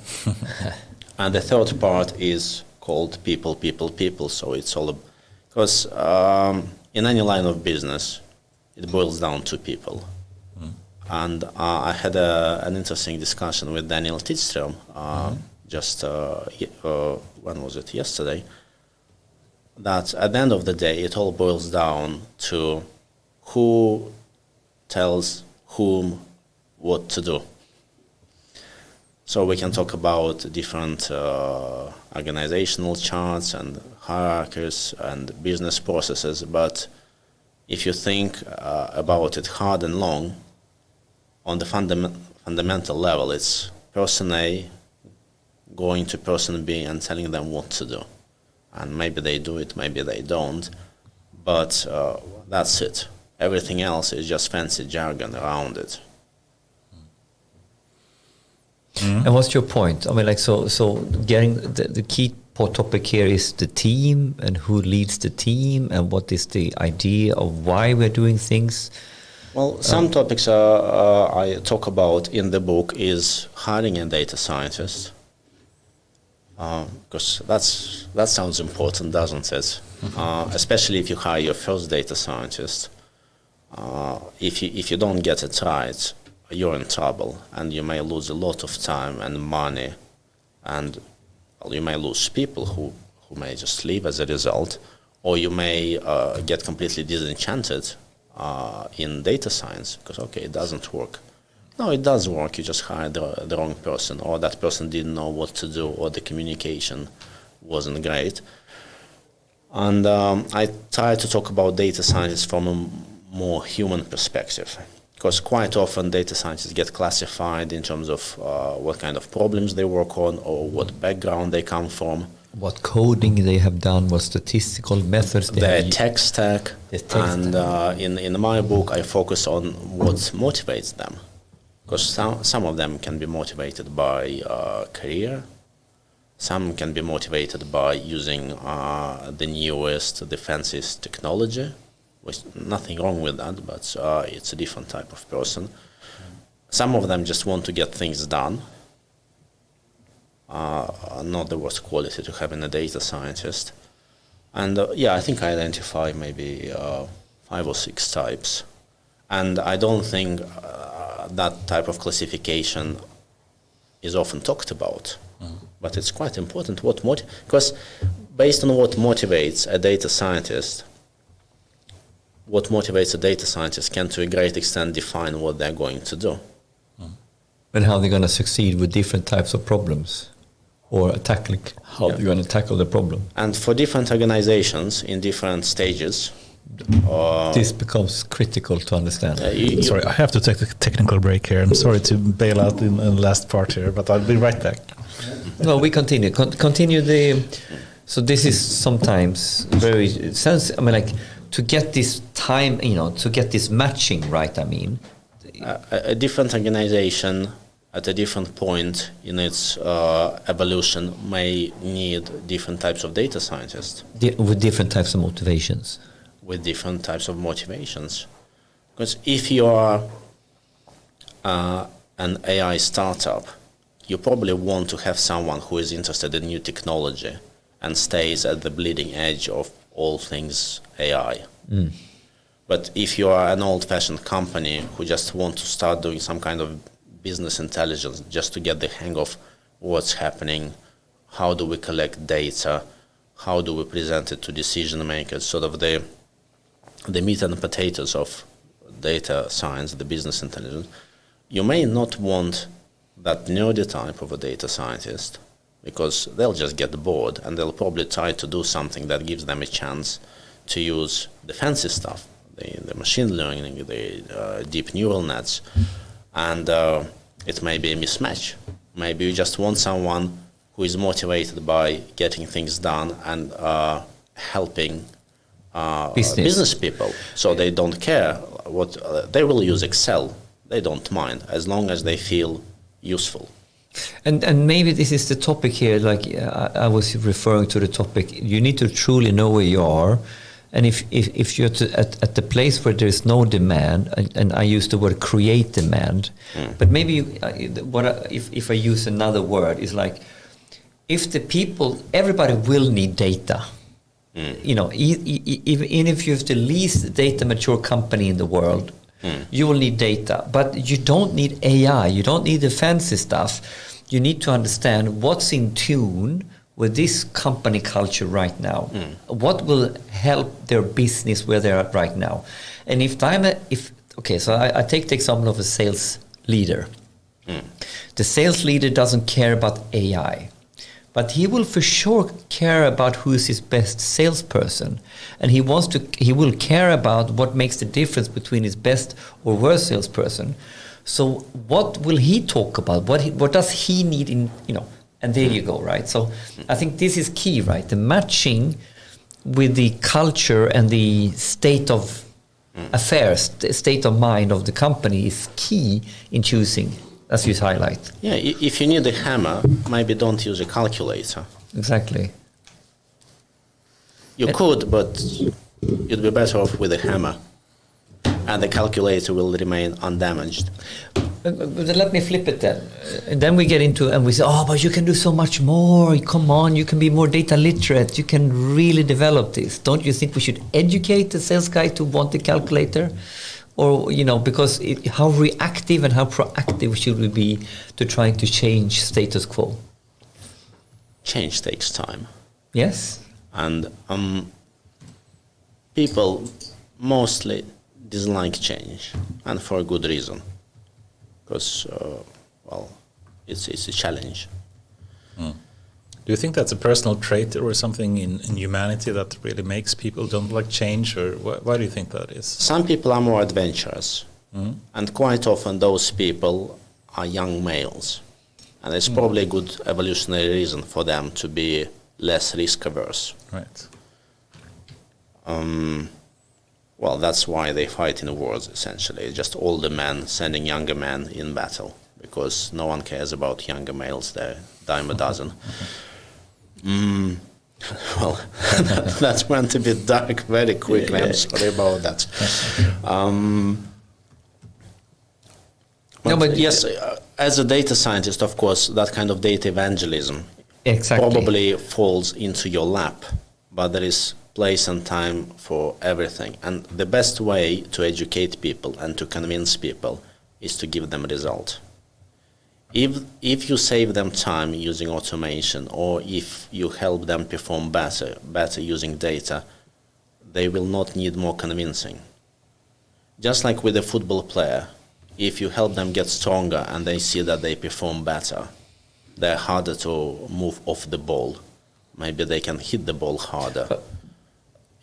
You don't need to convince them that getting stronger is good. But this is super important now to unpack what we talk about here, because sometimes, I think this is the point you're trying to make, there is a disconnect. Or we really want to help the traditional sales leader with AI. Now, here the distance is too far away. So the point is this: when you are trying to push or sell this to him, and you're trying to make him make this huge leap, he will not feel the benefit. But if you're more in tune with the data literacy of your company or your stakeholder, and then you need to now you need to be in tune. And I can do this, but actually what he will be benefiting from that he can understand, and so it really will sell him, it's maybe a very small step. I will automate the data collection for him because this is a bitch. And then you're not going to need to convince him. And now you're moving the goalpost. And now what else can you do? What else can you do? Am I summarizing your argument? You're making a great point, because unless that sales manager is a true visionary, for them that sort of inference length is going to be too much. They cannot just go through those reasoning steps and see that, okay, this is the bright future, this is where we're going. So they may be a more practical person who thinks about tomorrow. Like, I just need to meet my quota Exactly. This month. So again, just like in football, if someone is focused on winning the next game, you probably don't want to try and sell them a 6-month-long project. And personally, I try to employ the strategy of quick wins. Just deliver something quickly, something that, and you may be, and actually, you shouldn't be so arrogant as to assume that you know what's going to bring the most value. So maybe you'll do something that looks very simple, very unsexy from the data science point of view, that doesn't use any fancy technology. Maybe you're just replacing a spreadsheet with the little dashboard. Then see what happens. So you'll probably deliver more value than you expect, and you'll lay down the foundation for sexier, more sophisticated stuff. And you take it one step at a time. And there's a profound reasoning around this, because nothing that you don't adopt and use creates value. So the dashboard doesn't create value. It's whatever the sales manager or the football coach can use that changes the way he behaves or the decisions he makes. That's the value, right? Yes. One point I argue in my book is that unless data science is the product itself, for example, a recommendation engine, unless it's the product itself, the ultimate job of data science is to change opinions. And I use a controversial word change because it sounds like, okay, shouldn't it just inform opinions rather than necessarily change them? But if you think about it, if you don't change anyone's opinion, That you need it. then, yeah, if you run a bunch of A/B tests and you always confirm what people were already thinking, what's the point? That's another T-shirt, I think. Data should change opinions, otherwise it's useless in some way. Actually, data should change opinions to be useful, or it has the power. Because if as you said it, A/B testing confirming what you already was planning to do, what's the point? To change anything at all, you need to change at least one person's opinion. Cool. And I think what you said also about spreadsheets and finding something that works, is also related to the concept of failing fast. And what we mean with that, and what Onne Lek said, at one point was that we are going to be the company that fails the fastest. And that may sound strange, but if you think about it, it's really, if you don't try 10 different things and you do not know until you try it with your own data that it actually will work, you will fail. And you need to be able to fail fast on the things that doesn't work. So it's better to try 10 different things and fail quickly on the things that doesn't work to find the one that do work. Would you agree? You definitely don't want to fail slow. Exactly. That's probably the worst thing you can do. I mean, that's kind of the incremental development that so many, I think, companies get stuck in. They start with some project, they don't get any results, they don't see any value on it, and you keep trying to fix it. You try it 1 more month, you add some kind of incremental change to it, they still don't see any change, and then 1 year later, they still, oh fuck, we don't see any value. I don't think AI is for us, or data science is for us in some way. And I think that's because they failed slowly, to be short. Yeah, and failing slowly usually exacerbates the shortcomings of the human brain. Take, for example, the sunken cost fallacy. So the more effort you put into something, the harder you're making it for yourself to admit defeat or making a mistake. Pot committed to be speaking about poker terms. Yeah. I have so recent statements. I'm not sure. We will take it after. But someone said something which is sort of completely the lost sunk cost fallacy. I'm experiencing it right now, and really tricky. Also, really sometimes, obviously, when you think about it rationally, but in a political business environment, the human brain is very difficult. We like to pretend that we care about objective things, but we may not even realize it sort of consciously, but we care about the human things. We care about looking good, getting the cred, respect, a sense of purpose, whether it's founded or not. So we care about those things, but the problem is that we don't want to admit that to others or sometimes to ourselves. And that kind of intrinsic deception and self-deception, it doesn't mix well with data science. Quite often the job of data science is to present a very uncomfortable truth. Yeah. And we people are so good at denying it. Another point from the book is that sometimes you want less insight from your data. Because if you keep asking questions, you'll come across something that will give you that plausible deniability so that you can stick with your pet hypothesis. So one way to deal with it is to define the rules of the game before playing it. to or pre-register your study as they do in, should be doing in academia. So you say, we're going to look at this number, and if it's higher than 5, we're going to do A. If it's lower than 5, we're going to do B, whether people want it or not. Because if you don't do this, you can always move the goalposts. And the time is running away as well. And if we move a bit more to more philosophical questions and more long-term thinking, we know some companies are really good at using data and AI, and some companies that you work with has been data native in some ways. Other companies, it takes a longer time to actually transform themselves, I guess, into actually finding the value and trusting it and actually having a proper value for it. Do you see, and if we go a bit global on this, and we can easily see that some tech companies, that we know are really good at this, and they have scaled their own business by using data and AI in a way to automate things that make them scale in insane ways, while still so many companies in Sweden and Europe perhaps are not finding the same type of advantage. Do you think that will change? Are you optimistic in this way? Do you think that the companies in Sweden and Europe perhaps are going to start to catch up with some other big tech companies? Or is the change, the gap between them, going to continue to increase? Well, I suppose some kinds of businesses that can really leverage data, or maybe cannot even exist without data.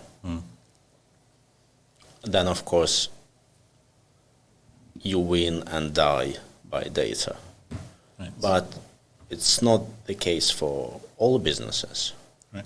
Maybe if I'm a barbershop, the way I'm using data is probably not going to define my success. But that's an interesting example. Actually, I remember from some AI Sweden seminar or something, I don't recall exactly, but someone said, at a barbershop or a hairdresser, what are they going to have for use for data and AI? And I remember someone saying, that, well, actually, why not? If some, hairdressers are starting to use AI as a recommender system or whatnot, or for sales purposes, or for a way to get people to understand what kind of hairdo should I really have, and use some kind of nice, generative AI to help people to do that, wouldn't they get like a big incentive that will push them ahead of other hairdressers or barbershops as well? Possibly, but you can also argue, obviously it's a hypothetical, you can argue that for many people, they just want to go to a nice barbershop and have a little chat with someone they know. And maybe they like the atmosphere, the vibe, and they're not particularly computer savvy.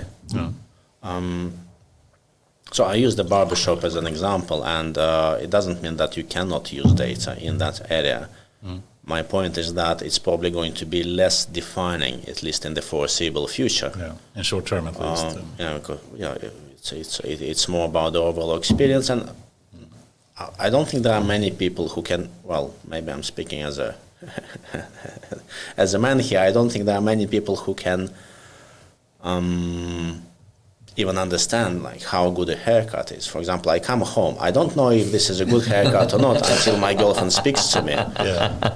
So she knows if it's good or not. I don't know. If I didn't have a girlfriend, I would probably go to a barbershop and I would have no idea that I look ugly as fuck. I actually cut my own hair, and it's actually horribly poor. How do you cut your own hair? Just take a scissor and cut it. Yeah. Wait. Unpack. Unpack. Oh, you cut it. But how can what? Yeah, and just have a mirror and I use like a trimmer thing and cut it. Really? Well, your girlfriend could do it for you. She hates that. She said, "Oh fuck, are you going to cut yourself again?" But I wanted because to do the. I mean, I know you cut your hair not that long ago. Oh, that looks pretty good, and you did it yourself. I did. It's because everybody goes and says, "I cut my hair." Good job, at least. You're doing a good job. I wanted to have a permission to cut the hair of our dog as well, but I'm not allowed to. So. No. So the girlfriend allows you to cut your So hair, but not the the dog's girl. more important. Yes. Exactly. But I like that because most people says, I went and I cut my hair. You didn't cut your hair, your hairdresser did. But for you, Anders. Yeah, I do it. That's funny. Yeah. Anyway, I hope at some point I'll have an automated way to cut my hair. So maybe most of the industries at some point will be disrupted by data or AI at some point, but that horizon can be very different. Exactly. Yeah. But and maybe this is the last point, because I've been working lately with a colleague of mine, Mikhail Zhilkin, to try to understand why do we need to work and become data and AI ready, or will it impact everything, and how would it look like, and we've been coming up and defining something we call it innovation pressure. So basically, you can see from what from the Stone Age going all the way to where we are now, these cycles for disruptive innovations that sort of sets the next scene. From ceramics, and then you can have you can go into the paper printer. You can talk about computer, and then and this sort of the iterations is going so fast now, so it becomes all a blur from I guess from the digital age with the internet and now AI.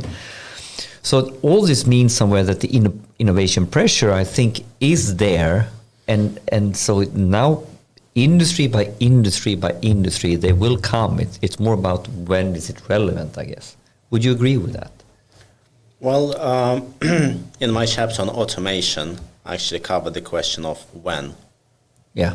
Well, sometimes you ask the question if we should automate something, and then even if we need to automate something, you may want to ask the question when is this the right time, because premature automation is a thing. So speaking about that, I heard two famous scientists just the other week made a bet on if we in 2030 will have self-driving cars in most major cities in US in this case that is on level 5, basically meaning you're not even able to take over and run that. And then they have one person betting on one option and then the other on the other.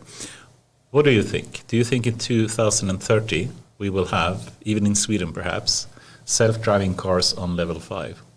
I was actually trying to make a bet with a friend of mine, but with very good odds, and the horizon would be the end of 2025, if I remember correctly. Oh. And he was claiming that there isn't even a 1% probability of that happening, and I said, do you want to make a bet with those odds? That's a great bet. So I'd like to get in on that as well. But what is the definition? That you will have some car that basically in level 5 way will drive you from point A to B in a Swedish city? Or? I think we were talking about me taking a ride in a self-driving car somewhere in St. Albans, which is not a major city. In UK. That is quite feasible. In my opinion, that is quite feasible. I think it's more likely than 1%, but he didn't want to take the bet. He claimed not being a betting man. But, put your money where your mouth is. That's what I say. I mean, you can more or less do it today. I mean, there are a number of cities where you have cabs that are robo-cabs. So, I mean, it already exists today in some limited form. It's sort of happening. Yeah. The question is how quickly it will scale up. Exactly. That's the only question. It's not really a question of if. No. It's just how quickly. And 3-4 years, I think, it's a very long period by modern standards. I mean, so this is the strange thing. In many ways, this is doing my head in. In many ways, the wheels are spinning faster and faster and faster, and the cycles are going faster, and it's just mind-blowing. Then you come into your big enterprise you work at, and you want to drive change. And for some reason, it doesn't feel fast sometimes when you talk about change in the company. So isn't that sort of the dichotomy? Like everything is spinning faster and faster and faster. But for some companies, or for the world, and for this. But for the research society, for the research. But then I go into Scania, to my company. We were screwing around with this ERP rollout for 2 years now. Did we? slow. It Isn't goes that fast. crazy how we can feel fast and slow in the same way? I mean, have you experienced what I'm saying? Do you know what I mean? Yes, I definitely understand what you're talking about, and you can also experience it in a different way, but I think it's the same idea. Because thanks to the internet, you can always find people who are doing impressive stuff that's just so out of your league that makes you feel sort of bad and embarrassed about your life. And then if you go out in your real life and then you see sort of normal people who surround you, you think, actually, I'm doing pretty well. And well above average, 10 percentile. Like, what did I worry about? So it may be the case of having that sort of power law distribution where you have a small fraction of people who are trailblazers, just amazing people, getting us to Mars, designing self-driving cars, beating humans in a poker. Who can you be thinking about when saying that? The first principle guy, he already revealed himself. And then you have 99.99% of people who are just getting on with their lives. And there is nothing wrong with that. It's just that a new technology, it creates such leverage. Yeah. So are you saying it will be an increasing divide in some way, that some will be rushing ahead so much faster than others, and some others will be just People lagging? talk a lot about inequality, Yeah. but I don't think it's often mentioned that growing inequality is, I think, basically an unavoidable consequence of new technology. That's the point. AI divide, we've been talking about a lot here. We even coined the word around this because when we are now going into this next, I'm predicting the next macro life cycle, or Alexander Bard meant that the internet is the starting point of the next macro life cycle. But let's call it the data and AI's first society. Like everything lives in software and algorithms. And if we follow what the best of the best are doing, the AI companies of the world are slowly but surely innovating and putting then innovation pressure on everybody else. And slowly but surely it's going in a certain direction. And I think the main topic now is maybe now not everybody, this inequality gap, was like you will have a haves and have-nots around automation and optimization at 10,000x efficiency versus, So I think that's the inequality that will happen. But on the other hand, a lot of advancements trickle down. Yes. So what used to be a bleeding edge technology just becomes a commodity. Yes. So AI, for example, gets commodified. Yes. So now if you want to use AI in your product, you don't need an AI expert or a brilliant software engineer in your company. You just pay $10 and you press a button and you've got your AI.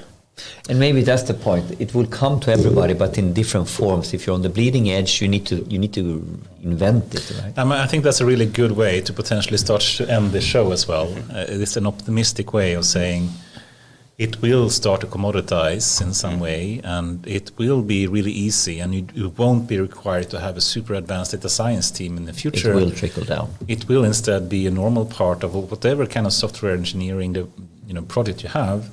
AI is just another module that you have at your disposal to build your system. And in that way, it actually will democratize in some way and make data and AI available for everyone. Do you think that? Yeah, behind all this inequality, we shouldn't be blind to the growth of the median. For example, even in the poorest countries, people have cell phones.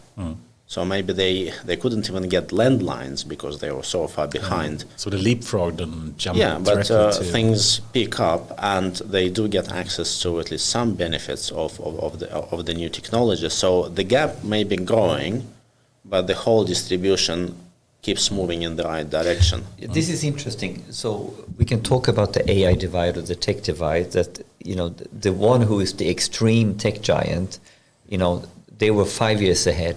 I argue they are 30 years ahead. 10 at least. But, now I argue more than 10 to normal business. For normal business to get to where Tesla is, this is more than 10 years in my opinion. And okay, But at the same time, what is happening over here is stretching us. Tech is trickling down, and the whole distribution curve is moving in the right direction. That's a really good vision, I think. Yeah, I would concur. I think that's the perfect ending note. Yeah, I think so. Positive. Positive and quite smart. It will be fine. It will be fine. It will be fine. That's where we end up in. So let's ask the last couple of questions. You know, what is exciting or was something happening fun in the future, in this year for you, in your life? Something to look forward for, you know. Something happening in coming weeks, months, privately, professionally, something you're looking forward to. Well, my girlfriend and I are thinking about buying a house. I don't know if it's exciting or we'll see what happens. It's a milestone for sure. Getting on that property ladder. Otherwise, Arsenal finishing fourth, hopefully. Then we'll be in the Champions League next season.